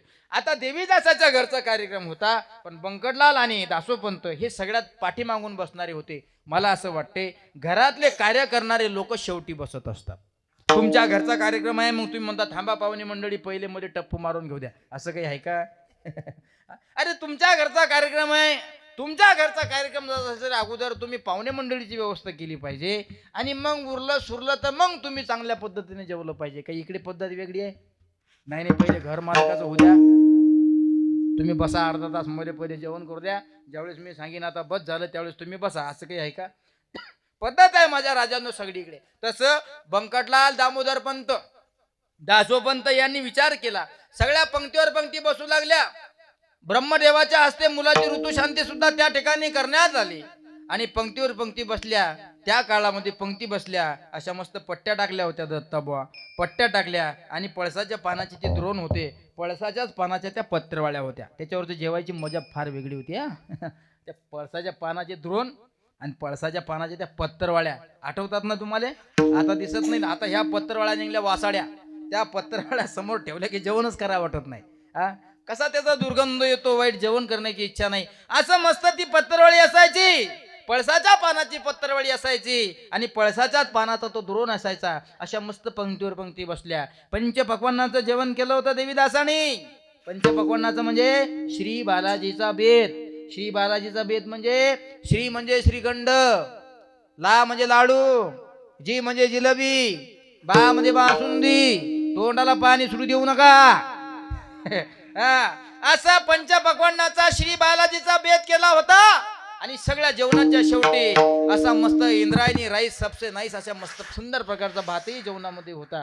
जेवणामध्ये भात असल्याशिवाय जेवायची मजा जेवायची मजा नाही महाराज. आणि अशा मस्त पंक्तीवर पंक्ती उठल्या. देवीदास, बंकटलाल आणि दासोपंत हे तिघही पाहत होते. पंक्तीवर पंक्ती उठल्या. हे दोघं जण धावण्यासाठी आले म्हणून विचार केला पंक्ती उठल्या, आता याच्या पत्रवाळ्या कोणी उचलल्या पाहिजे. बंकटलाल अग्रवाल गेले. या दोघांनी पत्रवाळ्या उचलल्या आणि वळाच्या झाडाखाली नेऊन टाकल्या. पहिली पंगत उठली महाराज, पत्रवाळ्या नेऊन टाकल्या. दुसरी पंगत उठली महाराज, पत्रवाळ्या नेऊन टाकल्या. ज्यावेळेस दुसरी पंगत उठली, पत्रवाळ्या वळाच्या झाडाखाली नेल्या, त्यावेळेस बंकटलाल अग्रवाला कोणीतरी विदेही महात्मा त्या पळसाच्या पानाच्या पत्रवाळीवरचा भाताचा कण वेचून खाताना दिसला. कोण होता तो महात्मा? ऐका, मला शेगावची माहिती जास्त आहे म्हणून मी तुम्हाला सांगतो आणि मी माझ्या अभंगाकडे सुद्धा येणार आहे. 4 वाजेपर्यंत तुम्हाला सुट्टी देत नाही. विठाला विठाला विठाला विठाला विठाला विठाला 15 मिनिटं राहिले महाराज आपल्याकडे. आता आपल्या अभंगाचं एक चरण झालं तरी भरपूर होईल, कारण सगळ्या अभंगाचा भाव तुम्हाला सांगू नये. मला नाही माहित की आपलं कल्याण होते की नाही होत, कारण आमच्यासारखे कितीतरी कीर्तनकार आपण रस्त्यानं लावले आहे का नाही. दररोज येतात, सांगून जातात, पण काही कोणाचं कल्याण होत नाही. कीर्तन मनाचं मनोरंजन होण्याकरता नाही, थोडंफार आत्मसात करा. काय आत्मसात केलं पाहिजे याच्यापासून? की ज्या साधूची आज आपण आरती करतो, ज्या साधूच्या पवित्र दरबारात तुम्ही दिंडे घेऊन जाता, त्या साधूनं अगोदर किती कष्ट भोगले हे आपण पाहिलं पाहिजे. आता दिसतंय आपल्याला वैभव, एसी नॉन एसी VIP लोक त्या ठिकाणी येतात. भारतातले तर येतात, पण भारताच्या बाहेरचे सुद्धा परदेशातून लोक त्या ठिकाणी येतात. पण येतात कशामुळं? अगोदर साधूने समाजाचे आघात सहन केले त्याच्यामुळं. हो महाराज, बंकटलालाने पाहिलं, मी दुसऱ्या वेळेस पत्रवाळ्या आणून टाकल्या. त्यावेळेस एक विदेही महात्मा तरुण अवस्थेला प्राप्त झाला, चंद्र सूर्यासारखं लख लख तेज अंगावर पडतोय आणि करतोय काय? आपल्या कमरेला साधी वलखल्य वस्त्र असणारी लंगोट लावलेली आहे, अंगावर कुठल्याही प्रकारचं वस्त्र नाही. पण एखाद्या लहान लेकराचे गाल जसे चमचम चमकावे तसं महाराजांचं सुंदर असं स्वरूप दिसत होतं. बंकटलाल अग्रवालांनी पाहिलं, महाराज पत्तरवाळीवरच्या उष्ट्या पातळीवरच्या भाताचं कण वेचून खात होते. ज्यावेळेस बंकटलालाने विचारलं, त्यावेळेस कोण रे हा महात्मा असं विचारल्यानंतर, महाराज आपण कोण आहात? महाराज आपण कुठून आला आहात? महाराज तुमचं गाव कोणतं? महाराज तुमचं कुळ कोणतं? महाराज तुमचं नाव काय? महाराज तुमच्या आईवडिलाचं नाव काय? असं बंकटलाल विचारू लागला. महाराज बोला काहीतरी. ज्यावेळेस दुसऱ्या वेळेस बंकटलालांनी महाराजांना भाताचे कण वेचून खाताना पाहिलं, त्यावेळेस महाराज काहीच बोलत नव्हते. महाराज क्षमा असावी महाराज, आपण उष्ट का खाता महाराज? हा देवीदास मनाचा उदार महात्मा आहे, त्याच्या मुलाची आज ऋतुशांती आहे, त्यांनी शेगावला नगर भोजन दिलेलं आहे. तुम्ही आज्ञा करा महाराज, मी पंचपक्वान्नाचं भोजन तुमच्या करता पात्रवाळीमध्ये भरून आणतो. महाराज तुम्ही फक्त आज्ञा करा. त्यावेळेस महाराजांच्या मुखातून निघालेले शब्द फार सुंदर आहे. महाराज म्हणले, कोण रे तू? मी दुर्भाग्यशाली बंकट अग्रवाल. काय तुझा बिझनेस? माझा व्याजाचा बिझनेस आहे. मी व्याजानं पैसे देण्याचं काम करतोय महाराज. अरे वा, छान काम करतोय. पण बंकटा, स्वतः हाताला बाटलेली लक्ष्मी आणि मला तू चर्चा करतोय माझ्याशी. ज्याच्या हाताला लक्ष्मीचा स्पर्श झालेला आहे त्याच्या वाणीतून हे शब्द योग्य नाहीत असा बोलू लागला. महाराज तुम्ही आज्ञा करा महाराज. कोण तू? मी बंकटलाल अग्रवाल. काय म्हणणं आहे तुझं?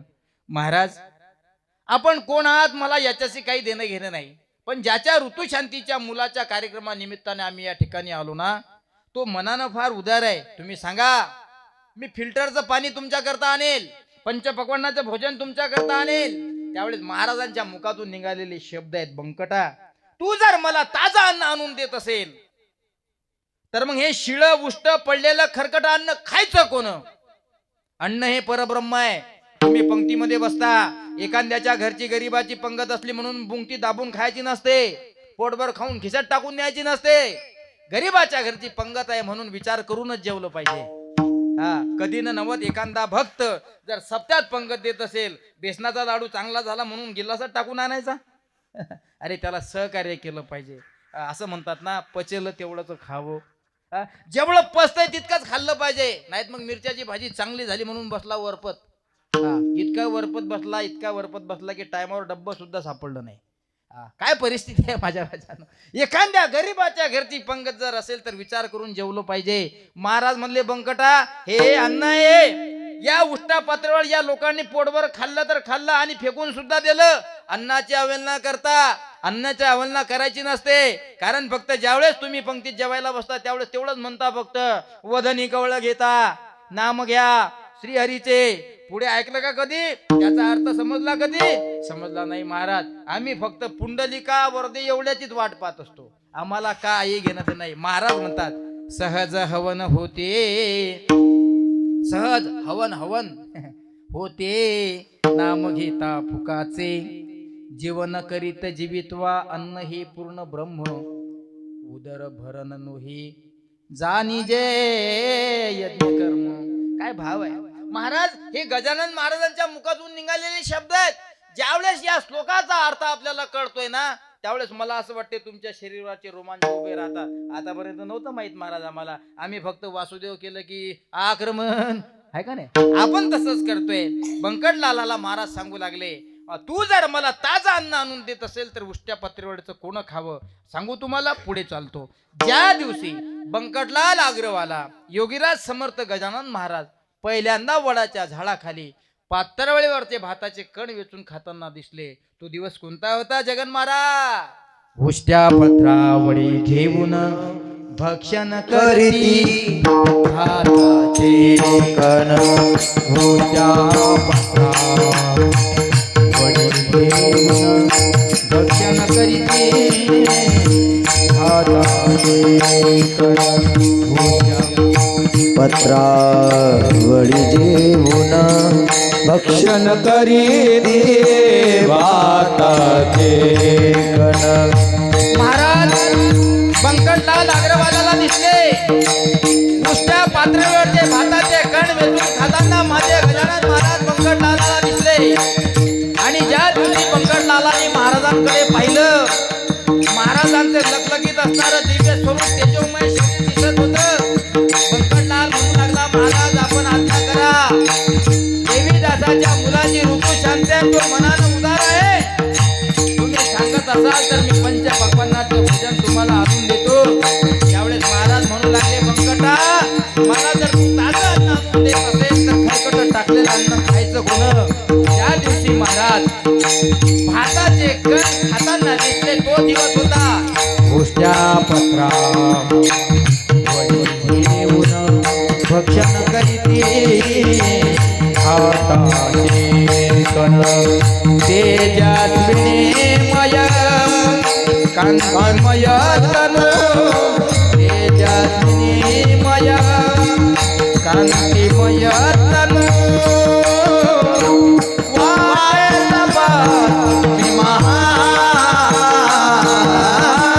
माघ सप्तमी पुण्य दिवसी प्रगटला योगी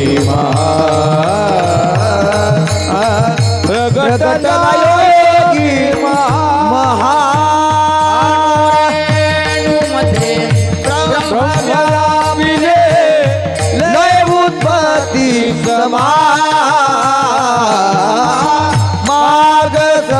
मी पुण्या दिवशी प्रगटला योगी प्रगटला योगी महान. ज्या दिवशी महाराज भाताचे कण वेचून खाताना दिसले ना, तो दिवस होता अणु रेणू मध्ये ब्रह्म व्यापिले, लय उत्पत्ती समान. माघ सप्तमी पुण्य दिवशी प्रगटला योगी महान. एका उष्ट्या भाताचे कण वेचून खाताना महाराज दिसले आणि त्याच भाताच्या कणाने आज जगाला इतका मोठा संदेश दिला माझ्या राजांनो, की जे गजानन महाराज उष्ट खात होते पातळवाडीवरच, आज विश्वाच्या कान्याकोपऱ्यातून केव्हाही कितीही वारकरी जाऊ द्या आणि केव्हाही जाऊ द्या, महाराज त्याला ताजा अन्न देतात. ही उष्ट खाणाऱ्याची ताकद आहे. जा तुम्ही शेगावला गेल्यानंतर अगोदर दर्शन केलं जातं आणि दर्शन झाल्यानंतर लगेच महाप्रसाद बारीत लागलं जातं. आणि ज्यावेळेस तो पात्रामध्ये ताटामध्ये महाप्रसाद येतो ना माझ्या राजांनो, तुमच्या त्या अन्नातून असा वाफा निघत असतात, इतकं ते गरम अन्न असतं. सांगायचं तात्पर्य एवढंच आहे, महाराजांचा कार्यकाळ फार कठीण होता. काही कर्मधर्म सुदैवानं महाराज शेगावात वावरू लागले आणि काही कर्मधर्म सुदैवानं महाराजांची कीर्ती हळूहळू मोठी होऊ लागली. काही गावातीलच लोक त्यांच्याकडे आले. कोण रे तू? साधूचं कुळ, साधूचं नाव, साधूचं गोत्र कधी विचारायचं नसतं, पण गावातले लोक त्यांच्याकडे जाऊ लागले आणि पिशापरी दिसणाऱ्या साधूची चेष्टा करू लागले. एवढंच नाही माझ्या राजांनो, त्याच लोकांनी महाराजांना मारलं. आज ज्या लोकांनी महाराजांना मारलं, ज्या साधूंनी ज्या लोकांच्या हातचा मार खावा, त्या साधूने मारणाऱ्या लोकांचं नाव मोठं करावं, ही सहनशक्तीची तीव्रता असते. बघा ना तुम्ही, ज्या ज्या लोकांनी साधूला त्रास दिला आणि साधूने सुद्धा तो त्रास सहन केला, मला असं वाटते त्रास देणाराचं सुद्धा नाव साधू लोक मोठं करत असतात. ही एका साधूची आणि संतत्वाची ताकद आहे. सांगण्यासारखं खूप काही माझ्या राजांनो.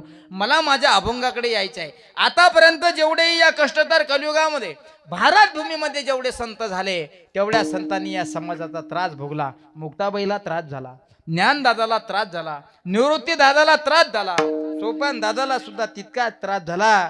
सांगू तुम्हाला, तुकोबाला सुद्धा तितका त्रास झाला. या लोकांनी जगाचे आघात सहन केले, म्हणून आज संतत्वाला प्राप्त झाले. आणि आपल्याला जर साधुत्वाला प्राप्त व्हायचं असेल तर आपण कोणाचं तरी ऐकलं पाहिजे. विठाला विठाला विठला विठला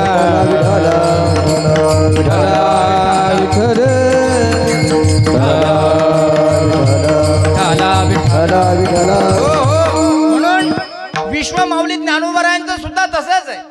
नाही तर तुम्ही म्हणाल विश्व माऊली ज्ञानोबाराया, विश्व माऊली ज्ञानोबाराया, विश्व माऊली ज्ञानोबाराया असं का म्हणता? वयाचे 16व्या वर्षी विश्व माऊली ज्ञानोबारायांनी जगाची माऊली होण्याचा अधिकार मिळवला. दत्ताबुवा सांगू तुम्हाला, ऐका. एका साधकाने मामासाहेब दांडेकराला प्रश्न केला. रामबुवा मामासाहेब दांडेकराला नमस्कार केला आणि म्हणले, मी साधक आहे बाबा, मी साधक आहे, मी लहान तोंडी मोठा घास घेतो. मामासाहेब म्हणले, काय म्हणणं आहे तुझं? माझ्या एका प्रश्नाचं उत्तर द्या म्हणले. महाराज म्हणले, काय आहे? या जगातल्या सगळ्यात मोठा माऊलीने केलेला चमत्कार कोणता? साधकाने मामासाहेब दांडेकराला केलेला प्रश्न आहे. आणि मामासाहेबांनी सुद्धा फार सुंदर उत्तर दिलं त्या साधकाला. साधकाने प्रश्न केला, मामा विश्व माऊली ज्ञानोबारांनी जगातला सगळ्यात मोठा चमत्कार कोणता केला हे सांगा. त्यावेळेस मामासाहेब दांडेकरांनी फार सुंदर उत्तर दिलं. एखाद्या मुलीला जर आई व्हायचं असेल तर अगोदर तिचा विवाह व्हावा लागतो. विवाह झाल्यानंतर त्या मुलीला सासरी नांदायला जावं लागतं. सासरीला गेल्यानंतर तिला मुलाला जन्म द्यावा लागतो.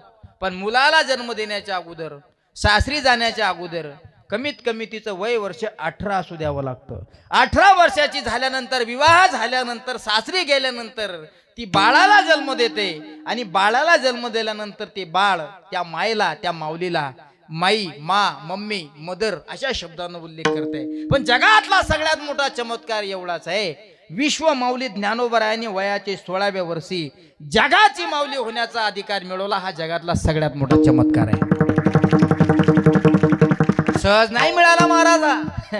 साधना आहे महाराज यांच्या जीवनामध्ये. इतकी साधना आहे, इतकी साधना आहे, काय नाही महाराज यांच्या जीवनातली साधना. बघा ना तुम्ही, देहांताची प्रायश्चित्ताची शिक्षा मिळाल्यानंतर आई वडील सदैव देहांत प्रायश्चित्ताची शिक्षा मिळाल्यानंतर या समाजातल्या लोकांनी विश्वमाऊली ज्ञानोबा निवृत्तीदास सोपान काका आदिशक्ती मुक्ताबाई यांना किती त्रास द्यावा महाराज, इतका त्रास द्यावा की आपल्याच लोकांनी आपल्यातून त्यांना जाती बाहेर टाकावं, वाडीत टाकावं. आणि तुम्हाला जर आमच्यामध्ये यावं असं वाटत असेल तर तुम्ही काहीतरी पुरावा शुद्धीपत्रक आम्हाला आणून द्यावं, असा आडा या लोकांनी घालावा. विश्वमाऊली ज्ञानोबरायांचं जीवन, मुक्ताबाईचं जीवन, ज्ञानदादाचं जीवन, सोपानदादाचं जीवन, निवृत्तीनाथांचं जीवन, या लोकांचं जीवन जर आपण पाहिलं ना तर यांच्या जीवनामुळे, यांच्या जीवनाच्या पुढे आपलं जीवन काहीच नाही महाराज, काहीच नाही. काय केलं या लोकांनी? या समाजातल्या लोकांनी सांगितलं, तुम्हाला संत म्हणून घ्यायचं ना, स्वतःला जर संत म्हणून घ्यायचं असेल तर अगोदर तुम्हाला चमत्कार करावा लागेल. आणि ज्या दिवशी तुम्ही चमत्कार कराल त्या दिवशी आम्ही तुम्हाला नमस्कार करू. पद्धत आहे. एखाद्या साधूला जर साधुत्व पण सिद्ध करायचं असेल तर त्यानं काहीतरी चमत्कार केले पाहिजे. ज्या दिवशी साधू चमत्कार करतात त्या दिवशी या समाजातले लोक त्याला नमस्कार करत असतात. जोपर्यंत साधू चमत्कार करत नाहीत तोपर्यंत लोक त्याला नमस्कार करत नाहीत. ही रीत आहे महाराज. गजानन महाराजांनी चमत्कारच केले, तुकोबांनी चमत्कार केले, ज्ञानोबांनी चमत्कार केले. अंगावरती खांब पडे स्त्री वाचे आश्चर्य घडे. गजानन महाराजच्या बाबूंनीत आहे. गजानन महाराजाच्या मंदिराचं काम ज्यावेळेस चालू होतं, भला मोठा असा जवळपास 10 टनाचा काम चालू असताना खाली पडला. आणि काम चालू असताना तो दगडी खांब खाली पडला. लोक म्हणू लागले हा खांब त्या मजुराच्या अंगावर आता पडणार आहे. आणि एवढा मोठा वजनदार खांब याच्या अंगावर पडल्यानंतर तो मेल्याशिवाय राहणार नाही. पण महाराज असं म्हणतायत, अंगावरती खांब पडे स्त्री वाचे आश्चर्य घडे. हे चमत्कार आहे. ज्यावेळेस हा चमत्कार लोक पाहतात त्यावेळेस महाराजांना नमस्कार करतात.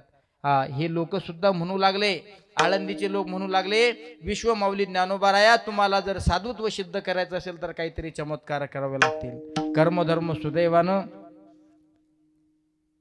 आदिशक्ती मुक्ताबाई, ज्ञानदादा, निवृत्तीनाथ महाराज आणि सोपान काका पुनतांबे या ठिकाणी आले. आता पुनतांबे म्हणजे अहिल्यानगर जिल्ह्यामध्ये मोठं संस्थान आहे.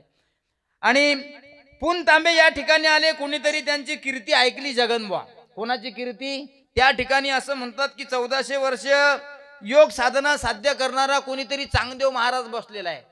आणि त्याची कीर्ती इतकी झाली होती की त्याचे चमत्कार होते म्हणून सगळे लोक नमस्कार करण्याकरता जात होते. योगाच्या अभ्यासावर तो काहीही करायला तयार होता. कारण त्यांनी स्वतःचं जीवन 1400 वर्ष जगवलं होतं. 1300 वर्ष 1300 वर्ष जीवन जगणारा चांगदेव महाराज 1400 वर्षाची तयारी करायला लागला होता. इतका तो साधनेमध्ये तल्लीन होता, योग अभ्यासामध्ये तल्लीन होता. पण तीर्थयात्रा भ्रमण करत असताना पुनतांबे या ठिकाणी ज्ञानोबाराया, निवृत्तीनाथ महाराज, सोपान काका, आदिशक्ती मुक्ताबाई आले. पाहतात तर काय, मेलेली माणसं दिसली. पवन महाराज मेलेली माणसं. मुक्ताबाईनं ज्ञानदादाकडे पाहावं, दादा आपण पुनतांबेला तीर्थयात्रा करण्याकरता आलो, पण ही मेलेली माणसं का पडेल तिथं? मेलेली माणसं का पडेल तिथं असं म्हटल्यानंतर एका शेजारच्याला विचारलं, का रे बाबा ही मेलेली माणसं इथं कशी आहेत? म्हणे महाराज आमच्या पुनतांबे नावाच्या गावामध्ये चमत्कार होतात. म्हणे काय? मेलेले माणसं जित्ते होतात. म्हणे कसं काय? कोण करताय मेलेले माणसं जिवंत? म्हणे एक माणसाच्या शरीरामध्ये एकूण 72,000 नाड्या आहेत. त्या नाड्यांपैकी 3 नाड्या अत्यंत महत्वाच्या आहेत, इळा, पिंगळा, सुषुम्ना. या 3 नाड्याच्या आधारावर माणूस योगाभ्यास साधू शकतो. म्हणून असा अभ्यास साध्य करणारा कोणीतरी चांगदेव आहे. म्हणे 1300 वर्ष झाली. म्हणे 100 वर्ष झालं की पुन्हा अभ्यास करतोय. म्हणे पुन्हा 100 वर्ष सजीव होतो. म्हणे असं करता करता पण 100 वर्ष साधना साध्य करत असताना तो डोळे उघडत नाही. 100 वर्ष पूर्ण झाल्याबरोबर तो डोळे उघडतो आणि ज्या ज्या मेलेल्या माणसाकडे तो दृष्टीने पाहतो ती मेलेली माणसं जिवंत होतात. चांगदेव महाराजाची कीर्ती. मेलेल्या माणसाकडे त्या योग अभ्यास करणाऱ्या चांगदेवानी पाहिलं म्हणे की माणसं मेलेली जिवंत होतात. मुक्ताबाई म्हणली, निवृत्तीदादांच्या कानामध्ये जाऊन सांगू लागली, दादा कोण रे म्हणे हा चांगदेव? आणि मुक्ताबाईचं वय वर्ष 6 वर्षाची. मुक्ताबाई 6 वर्षाची मुक्ताबाई, निवृत्तीनाथ दादा, आदिशक्ती. आता ती आदत्र जननी देवाची असल्यामुळे पण गुरुची आज्ञा घेतल्याशिवाय काहीच करत नव्हते. निवृत्तीनाथांच्या कानाजवळ जाऊन मुक्ताबाई म्हणू लागली, दादा कोण म्हणे हा चांगदेव? एवढा मोठा चमत्कारी पुरुष दिसतो. 1300 वर्ष झाले म्हणे, पण 100 वर्ष होईपर्यंत डोळे उघडत नाही. म्हणे ह्या मेलेल्या माणसाच्या रांगा पडेल आहेत असं म्हणतात. म्हणे यानं डोळे उघडले की मेलेले माणसं जिवंत होतात. आता मी काय करू? दादा तुझी आज्ञा असेल तर मी हे कार्य करून पाहू का? निवृत्तीनाथ महाराजांनी ओळखलं. संत भूत भविष्य वर्तमान ओळखणारे असतात. साधूची लक्षणं आहेत बरं. काल काय झालं तेही ध्यानात आहे, आज काय झालं तेही ध्यानात आहे, आणि उद्या काय होणार आहे हेही ध्यानात आहे. हे ज्याच्या ध्यानात आहे ते संत आहेत. आपल्या काही ध्यानात राहत नाही. आपण शेतात गेलो, तुरीला पाणी द्यायला लागलं, नेमकं या आळ्यात पाणी टाकलं की त्या आळ्यात पाणी टाकलं हे आपल्या लक्षात राहत नाही. काल आपण कोणती भाजी खाल्ली हे आपल्या लक्षात राहत नाही. आजची भाजी जेवलो पण त्या भाजीमध्ये किती प्रकारचे पदार्थ होते हे आपल्या लक्षात राहत नाही. आपण साधूच्या कोणत्याच पंक्तीत बसत नाही. आपण साधूच्या फक्त गप्पा करायच्या. विठाला विठाला विठ्ठला विठ्ठला आपण फक्त साधूच्या गप्पा करायच्या गप्पा. आणि या साधूच्या गप्पा करतोय म्हणून आनंद आहे. तुम्ही गप्पा ऐकता, आम्ही साधूच्या गप्पा करतो. आम्ही काही साधू नाही बरं, आम्ही साधू नाही, आम्ही महाराज नाही, आम्ही कीर्तनकार नाही, आम्ही संतांचे चरण रज सेवक आहोत. साधूच्या पदस्पर्शाने पावन झालेली ती भूमीतली माती कधीतरी कुठंतरी आम्ही आमच्या कपाळाला लावली, आणि त्या कपाळाच्या मातीतून मिळालेली एनर्जी आम्हाला बोलवते. ही आमच्या साधूच्या पायाखालच्या मातीची ताकद आहे. म्हणून आम्ही साधूच्या चरणाखालच्या मातीची सुद्धा बराबरी करू शकत नाही. आम्ही फक्त त्या साधूच्या गप्पा करतो. निवृत्तीनाथांच्या कानामध्ये आदिशक्ती मुक्ताबाई सांगावं, दादा तुझी आज्ञा असेल तर एक करू. म्हणजे काय, 30-40 वर्ष झाले एक हाडूक पडेल होतं तिथं कुत्र्याचं. 30-40 वर्षापूर्वीचं 30-40 वर्षापूर्वीचं एक हाडूक होतं. पुन तांब्याच्या त्या चौकामध्ये ते थांबले, आणि 30-40 वर्षापूर्वीचं ते हाडूक घेतलं. मुक्ताबाईंना सहज हात त्या हाडकावून फिरवला, आणि त्या हाडकावून हात फिरवल्यानंतर ते सजीव झालं. बघा, चमत्कारिक हाडूक झालं. आणि त्या चमत्कारिक हाडकानं एका मेलेल्या माणसाच्या अंगावर ते हाडूक फिरवलं. जसं ते हाडूक फिरवलं तसं मेलेला माणूस उठून पळायला लागला. दुसऱ्याच्या अंगावर फिरवलं तोही पळायला लागला. तिसऱ्याच्या अंगावर फिरवलं तोही पळू लागला. रांगाच्या रांगा होत्या मेलेल्या माणसाच्या. सगळ्यांच्या अंगावरून कुत्र्याचं 30 वर्षाचं जुनं हाड मुक्ताबाईनं फिरवलं. ती मेलेली माणसं सगळी जिवंत झाली. कर्म धर्म सुदैवानं सगळ्या पुन तांब्यातले लोक मुक्ताबाईकडे गेले. मुक्ताबाईला दंडवत करू लागले, नमस्कार करू लागले. कोण हे? असा तिकडे 1400 वर्षाची तयारी करणारा चांगदेव आता डोळे उघडणार. डोळे उघडून पाहतो तर पुढे एकही मेलेलं प्रेत दिसत नाही. चांगदेव म्हणू लागला, का रे हे कसं काय झालं? मी 100 वर्ष झाल्यानंतर डोळे उघडतो, माझ्या पुढे प्रेताच्या रांगा असतात, पण 14व्या वर्षामध्ये मला प्रवेश करायचा, आता एकही दिसत नाही. कोणीतरी सांगितलं, महाराज एवढीशीच पोरगी आहे म्हणे बापा. कोणीतरी वय वर्ष 6 असीन किंवा नसीन असं सांगता येत नाही, पण तिनं नाही का 30-40 वर्ष जुनं असणारं कुत्र्याचं हाडूक उचललं आणि ते मेलेल्या माणसाच्या अंगावरून फिरवलं. सगळे माणसं जिवंत झाले. मुक्ताबाई, ज्ञानदादा, निवृत्तीदादा हे रस्त्यानं प्रवास करून पुढे निघून गेले. पण चांगदेव महाराजांच्या डोक्यामध्ये हा सातत्याने विचार होता, अनेक वर्षांपासून मी हे कार्य करतोय. हे कार्य करण्यासाठी 6 वर्षाची मुलगी कोण आहे? म्हणून जा, गावातल्या लोकांना सांगितलं की जा, त्यांना माझा निरोप पाठवा की मी तुम्हाला भेटीसाठी येणार आहे. पण येत असताना एक मात्र लक्षात ठेवा की ज्यावेळेस चांगदेव महाराज तुमच्या भेटीला येतील त्यावेळेस त्यांना सांगा की चांगदेव महाराज, मी चांगदेव महाराज वाघावर बसून येणार आहे. अजून पुन्हा सांगा की मी चांगदेव महाराज वाघावर बसून येणार आहे आणि माझ्या हातामध्ये सापाचा चाबूक राहणार आहे. ज्ञानेश्वर महाराज, निवृत्तीदादा, सोपान काका आदी शक्ती मुक्ताबाई आळंदीला एका निर्जीवर भिंतीवर बसलेले आहेत. चांगदेव महाराजांचा निरोप स्वीकारला आणि चांगदेव महाराज चमत्कार करतात म्हणून लोक नमस्कार करायचे. चांगदेव महाराज पुन तांब्यावर निघाले. कर्म धर्म सुदैवानं लोक सुद्धा त्याच्या पाठीमागे निघाले. विठाला विठाला विठ्ठला विठ्ठला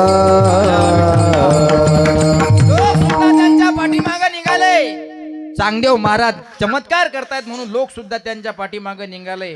वाघावर बसलेले आहेत, हातामध्ये सापाचा चाबूक आहे. गेलाय निरोप. मुक्ताबाईला सांगण्यात आलं, ज्ञानदादाला सांगण्यात आलं, सोपानाला सांगण्यात आलं, निवृत्तीला सुद्धा सांगण्यात आलं. कोणीतरी चांगदेव आहे, तप्तीतील योगी आहे म्हणे, साधना करतोय, कठोर साधना करून तुमच्याकडे येतोय, वाघावर बसून येतोय म्हणे. येतोय म्हणे, दोरी चराट नाही म्हणे हातात, साप आहे म्हणे हातात. पाहिलंय माझ्या विश्वमाऊली ज्ञानोबरायाने. हजारो समाज चांगदेवाच्या पाठीमागे येतोय आणि भिंतीवर बसलेले आहेत ज्ञानदादा, सोपान, मुक्ताबाई. हे चारही भावंड ज्या भिंतीवर बसलेले आहे. ज्ञानदादाने विचार केला, म्हणले आज चांगदेव महाराज वाघावर बसून येत आहेत, सजीवावर बसून येत आहेत, हातामध्ये साप आहे, सजीव साप आहे. पण आपण ज्या भिंतीवर बसलेलो आहे ती भीत निर्जीव आहे. त्या भिंतीला ज्ञानदादाने सांगितलं, तुला जर आमची अजून परीक्षा घ्यायची असेल ना भीतमाय, तर चाल त्या चांगदेवाला सामोर जाण्याचं काम तू कर. असं म्हटल्याबरोबर काय चमत्कार घडला? चालविली चढ भिंती हळली चांगयाची भ्रांती मोक्ष मार्गीचा सांगती ज्ञानोबा माझा चालविली जड भिंती हरली तागयाची क्रांती मोक्ष मार्गीचा सांगती ज्ञानोबा माझा रखुमाये ठोबा रखुमाये हरे ठोबा रखुमाये ठोबा रखुमाये ठोबा रखुमाये ठोबा रखुमाये ठोबा रखुमाये ठोबा रखुमाये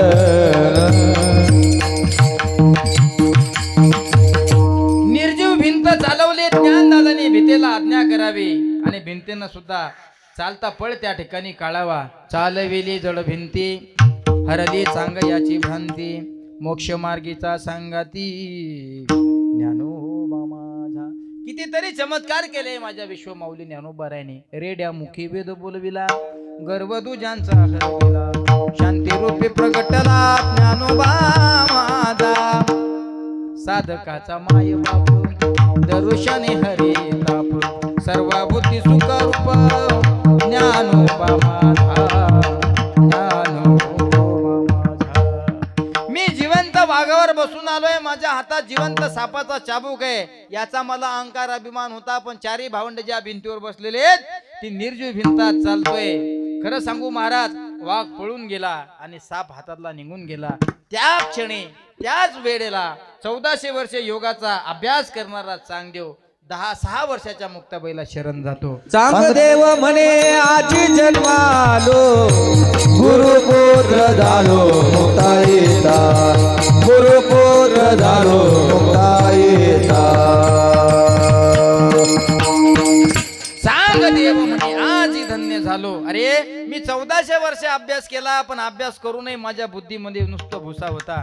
आज 6 वर्षाची मुलगी जर मला उपदेश करत असेल 6 वर्षाची मुलगी जर 1400 वर्षाच्या माणसाच्या पुढे चमत्कार करत असेल की मुक्ताई मा आजपासून मी तुझा शिष्य आणि आजपासून तू माझी गुरु याचा अर्थ असा आहे माझ्या राजांनो. एखादा छोटा व्यक्ती जर मोठ्या माणसाला सांगत असेल ना तर कधी काळी छोटे माणसं सुद्धा चमत्कार होईल असं वागत असतात. म्हणून आपण सुद्धा कोणाचं काही केलं पाहिजे कोणाचं तरी ऐकलं पाहिजे. असे अनेक चमत्कार त्यांच्या जीवनामध्ये घडले.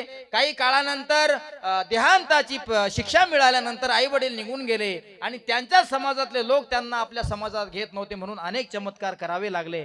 नाविलाजानं कर्मधर्म सुदैवानं घरी गेले. घरी गेल्यानंतर आदिशक्ती मुक्ताबाई म्हणू लागली दादा आज माझी मांडे खाण्याची इच्छा आहे. बस एवढंच तुम्हाला सांगणार आणि थांबणार. दादा ज्ञान दादा आज माझी मांडे खाण्याची इच्छा आहे. ज्ञानेश्वर महाराजांनी विचार केला. आई वडील जेव्हापासून निघून गेले तेव्हापासून लाडक्या मुक्ताबाईनं आमच्या समोर काही हट्ट केला नाही. आज पहिल्यांदा माझ्या मुक्ताबाईनं मांडे खाण्याची इच्छा व्यक्त केली आणि माझी ताई माझी दीदी माझी बहीण ही एक स्त्री आहे एक मुलगी आहे एक स्त्री असल्यामुळे हिला सुद्धा भावना आहेत आणि हिच्या भावना आपण ओळखल्या पाहिजे. म्हणून कधी काही न मागणारी माझी मुक्ताबाई माझ्या मुक्ताबाईनं आज मला मांडे खाण्याची इच्छा व्यक्त केली. काही काळजी करू नको म्हणली तायडे तुझी इच्छा मी 100% आज पूर्ण करणार.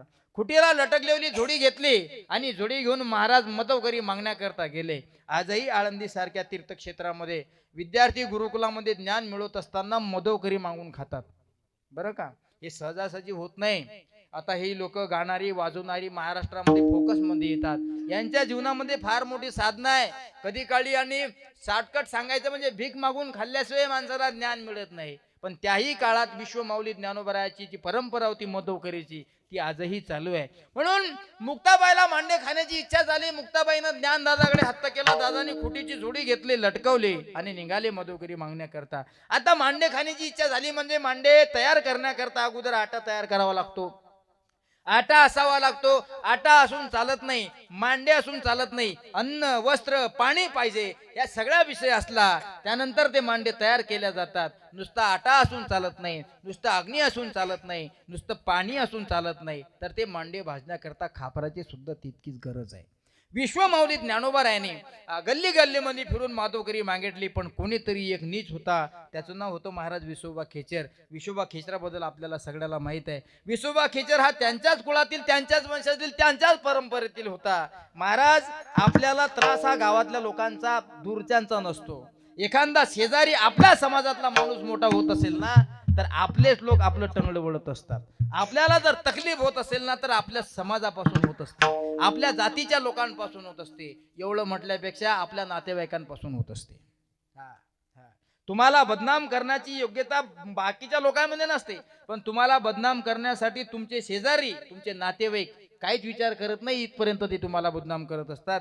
पण बदनामीला कधी घाबरायचं नसतं. विसोबा खेचर पाहतोय, ज्ञानदादा गावामध्ये आले, झोडी लटकलेली आहे, काहीतरी सामग्री दिसते. म्हणून विसोबा खेचरांनी पाहिलं, आज काहीतरी माधवगिरी मागून आणली. कुंभार दादाकडून मडकं सुद्धा घेतलं, ते मांडे भाजण्याकरता ते मडकं घेतलं. महाराज ते खापर फोडून टाकलं.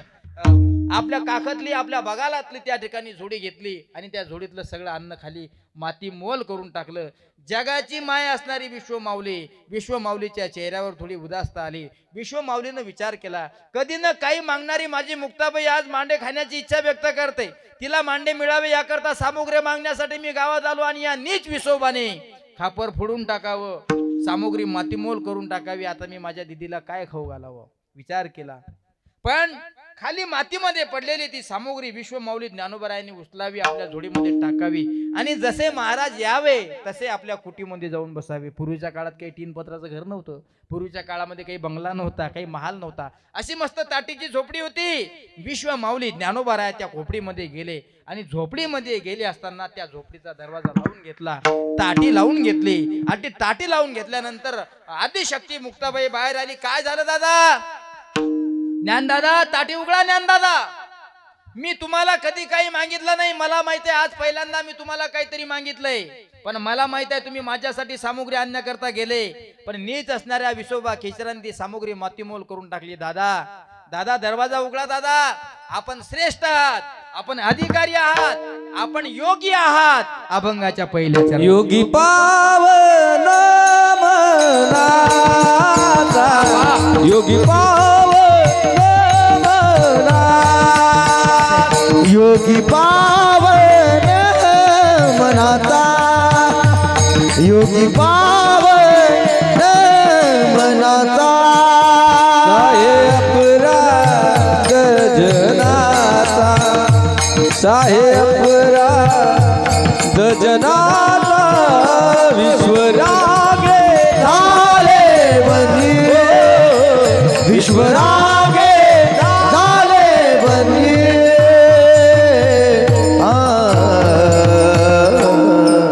एका 6 वर्षाच्या मुक्ताबाईला ज्ञानदादाला उपदेश करावा. दादा, आपण योगी आहात, पावन मनाचे आहात. दादा, आपण अरे या समाजातल्या लोकांनी अग्नी स्वरूपात पेटून देण्याचं काम केलं, तर तुम्ही साधू म्हणून, पाणी म्हणून ते विजवण्याचं काम केलं पाहिजे.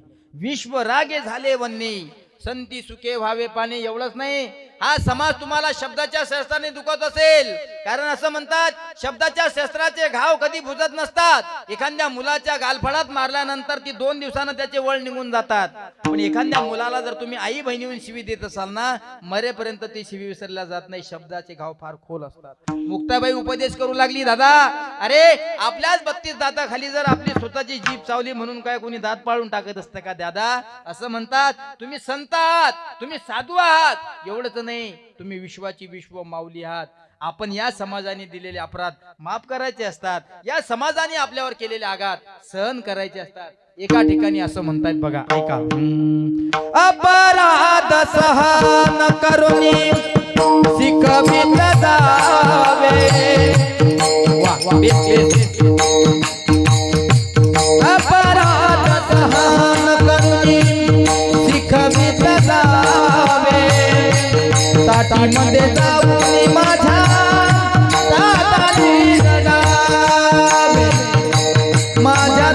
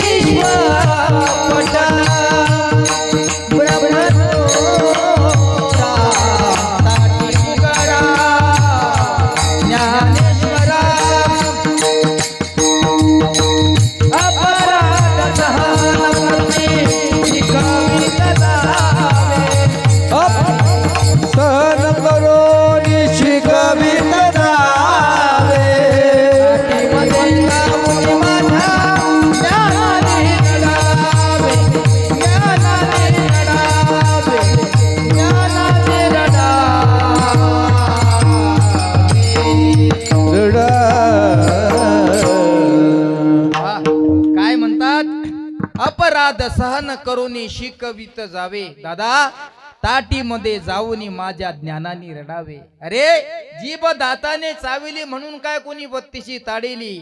विश्वपट ब्रह्मदोरा ताटी उघडा ज्ञानेश्वरा. मुक्ताबाई करतात ज्ञानेश्वर महाराज झोपडीमध्ये जातात ताटी लावून घेतात. करता करता विश्वमौली ज्ञानोबा यांना 6 वर्षाच्या मुक्ताबाईनं बोध करावा एवढा बोध करावा दत्ताबा की जवळपास 12 ते 13 अभंग तयार झाले. म्हणून ताटीचे अभंग माझ्या मुक्ताबाईने लिहावे. त्या अभंगापैकी एक अभंग योगी पावण मनाचा. म्हणून योगी पावण मनाचा साहे अपराध जनाचा. विश्वरागे झाले वन्य संती सुखे भावे पाने शब्द शस्त्रे झाले क्लेश. संती मानावा उपदेश विश्वपट ब्रह्मदोरा ताटी उघडा ज्ञानेश्वरा. ज्ञानदादा आपण जर असे क्रोधीतून नुसतं कुटीमध्ये बसत असाल अजून तर तुमच्या हातातून फार मोठं काव्य व्हायचं आहे.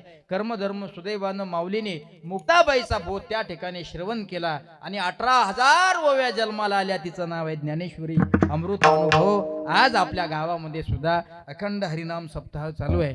ज्यांच्या व्यासपीठ नेतृत्वामध्ये आपण गेल्या 2 दिवसापासून भागवत कथा श्रवण करत आहात. अजून काय रामायण आहे भागवतच आहे. भागवत आहे, काकडा आहे, हरिपाठ आहे आणि रात्री हरी कीर्तन आहे, ज्ञानेश्वरी पारायण आहे. बघा ना किती सुंदर असं स्वरूप या सप्ताहाला आलं. म्हणून या सगळ्या स्नेहमंडळींनी माझ्यावर नितांत प्रेम असल्यामुळे मला या ठिकाणी निमंत्रित केलं. आत्ताच एक आपल्या अभंगाचं 1 चरण झालं, अजून 3 चरण बाकी आहेत. कारण मी गेल्यानंतर असं म्हणणार नको की श्याम महाराजनं अभंग सोडला नाही. तुमची तयारी असेल तर 2रं चरण चालू करतो. पण मला माहित आहे मला सुद्धा दूर जायचं आहे आणि आमच्या लोकांसाठी कीर्तनाचे कार्यक्रम दररोजच असतात. त्यामुळे आपण सुद्धा संकल्पित वेळेमध्ये थांबलं पाहिजे. यथामती यथावकाश संकल्पित वेळेमध्ये साधूचं चरित्र, मुक्ताबाईचं चरित्र, गजाननाचं चरित्र तुम्ही कितीही सांगितलं माझ्या मायमावल्यांनो तरी मला असं वाटते सांगणारा संपेल पण साधूचं चरित्र कधी संपणार नाही. जाता जाता एकच तुम्हाला सांगेल की ही सर्व माझ्या ज्ञानोबा तुकोबाच्या परिवारातले आमच्या ज्ञानोबा तुकोबाची लेकरं माऊली या लोकांनी मला निमंत्रित केलं. तुमचं सगळ्यांचं प्रेम सातत्याने असंच राहू द्या. आणि अजून 2 दिवस आपल्या गावामध्ये अखंड हरिनाम सप्ताह चालू राहणार आहे. जशी तुमची श्रवण करण्याचा आता तुम्ही प्रतिसाद देता याही पेक्षा जास्तीत जास्त प्रतिसाद 2 दिवस अजून राहू द्या. कुठपर्यंत राहू द्या जोपर्यंत काल्याचा प्रसाद खाऊन तुम्ही तृप्तीचा ढेकर देत नाही तोपर्यंत राहू द्या. पण हा कार्यक्रम पैल तीराला जाण्यासाठी सहकार्य करा. खास करून देणगीची जास्त गरज आहे. तुम्हाला देता येईल तितकी वर्गणी द्या, देता येईल तितकी देणगी द्या. बघा ना तुम्ही देवाला दिल्यानं काही कमी पडत नाही. दरवर्षी तुम्ही 100-500 देत असाल. यावर्षी आपल्या गावात खूप सुंदर सप्ताह चालू आहे. गाणारी वाजवणारी टाळकरी साऊंड सिस्टीम स्पीकर्स प्रकाश मंडप या लोकांना द्यावं लागतात. म्हणून दरवर्षी 200-400 देत असाल यावर्षी 5,000 द्या, 1,000 द्या, 1,100 द्या, किमान 2,000 तरी द्या. देवाला दिल्यानं काही कमी होत नाही. हा विषय काही मला महाराजांना सांगितला नाही. बरं मी प्रत्येक गावात माझ्या मतानं सांगतो कारण त्याच्याशिवाय हे काम होऊ शकत नाही. म्हणून झालेली सेवा पुनःशक्ता आदिशक्ती मुक्ताबाई यांच्या चरणी समर्पित करतो आणि सेवेला पूर्ण विराम देतो. बघा बोलण्याच्या आवेशामध्ये जर काही चुकीचे शब्द निघाले असतील ना तो माझ्या बुद्धीचा दोष आहे. आणि तुम्हाला योग्य वाटत असेल घरी घेऊन जाण्यासारखं ते श्री गुरु योगीराज गजानन महाराजांचं आहे. मी परमहंस रामकृष्ण मौनी बाबांचा पाईक आणि सेवक आहे. माझी एक सगळ्या भक्तांना विनंती आहे आपण चिखलीला कधी आल्यानंतर आपल्या परमहंस रामकृष्ण मौनी बाबा संस्थानमध्ये या. यावर्षी परमहंस रामकृष्ण मौनी बाबांचा 121वा जन्मोत्सव सोहळा या ठिकाणी आम्ही करत आहे. त्यामध्ये गणेश याग आणि नवचंडी यज्ञाचं आयोजन परमहंस रामकृष्ण मौनी बाबा संस्थांनी केलेलं आहे. त्यामध्ये 3 दिवसाचा भव्य कीर्तन महोत्सव सुद्धा साजरा होणार आहे. महाराष्ट्रातील सुप्रसिद्ध कीर्तनकारांची कीर्तन त्या ठिकाणी होणार आहे. दिनांक 2 जानेवारी 2026 श्री हरिभक्ती परायण रुपालीताई कळसकर जालना यांचं हरिकीर्तन होईल. दिनांक 3/1/2026 श्याम डाकोरकर म्हणजे माझी कीर्तन सेवा आहे. आणि दिनांक 4 जानेवारी 2026 श्री श्री श्री 1008 आचार्य परिवजकाचार्य हरिचैतन्यजी स्वामीजी महाराज यांचा काला होईल. काना झाल्यानंतर सगळ्याची महाप्रसादाची व्यवस्था केलेली आहे. गणेश याग आणि नवचंडी यज्ञामध्ये आपण सुद्धा येसापूरकर ग्रामस्थ यांनी सहभागी व्हावं. जसा गजानन महाराज संस्थांचा कार्यक्रम फार मोठा साजरा केला जातो तसा मौनी बाबाचा सुद्धा संपूर्ण महाराष्ट्रामध्ये हा कार्यक्रम दिसणार आहे. या तुमची जेवणाची दर्शनाची सगळ्याची व्यवस्था चांगल्या पद्धतीने त्या ठिकाणी केलेली आहे आणि त्या निमित्तानं तुमची आमची गाठभेट त्या ठिकाणी होत राहील. मौनी बाबा काही सर्वसामान्य पुरुष नाहीत. जसे गजानन महाराज आहेत तसे मौनी बाबा आहेत. जसे विश्वमाऊली ज्ञानोबा आहेत, जसे वजेगावचे रामचंद्र महाराज आहेत, वरुडीचे तेजस्वी बाबा आहेत, देऊचे तुकोब आहेत, आळंदीची माऊली आहे, तसेच परमहंस रामकृष्ण मौनी बाबा आहेत. आपला सुद्धा त्या ठिकाणी अमूल्य किमतीचा वेळ दर्शनासाठी आपण सगळ्यांनी द्यावा. म्हणून झालेली सेवा पुनश्च एकदा या ठिकाणी थांबवतो. आणि दत्ताभाऊ असतील, आमचे जगनभाऊ असतील, रामभाऊ असतील, पवन महाराज असतील, वेदांत वारकरी शिक्षण संस्थेचे विद्यार्थी असतील, आमच्यासोबत आमच्या संस्थांचे सुपरवायझर बाळू राजमाने आले, आमच्या संस्थांचा विद्यार्थी, आणि आपण सगळे लोक या ठिकाणी बसला. या सगळ्यांच्या चरणाला स्पर्श करतो आणि सेवा थांबवतो. फक्त सगळ्यांना एक विनंती आहे की ज्यांना ज्यांना हात आहेत त्यांनी अशी मस्त हात वर करा, ज्यांना हसतील त्यांनी हात वर करा. पाहते कशी भाऊ राहिले, हात वर करा, हात. आणि सगळ्यांनी माझ्या पाठीमाग भजन करा.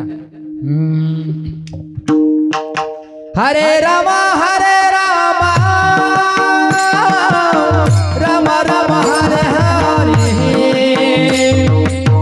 हरे कृष्ण कृष्ण कृष्ण कृष्ण हरे हरे. हात हात हात हात. हरे राम राम राम हरे हरे, हरे कृष्ण कृष्ण कृष्ण हरे हरे. एक आवाज रामबा, आवाज आवाज. शाबास. वर हात मागचे. ओ माऊल्या हो, शाबास. हा. हरे रामा राम राम हरे हरे, हरे कृष्ण कृष्ण कृष्ण हरे हरे,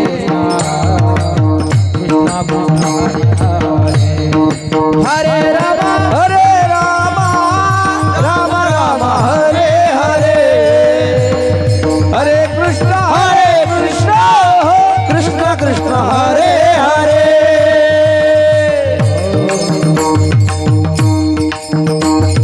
ज्ञानेश्वर माऊली नाराज माऊली माऊली ज्ञानेश्वर माऊली विठ्ठल जय जय विठ्ठल बोलिले जे पुरे वेळे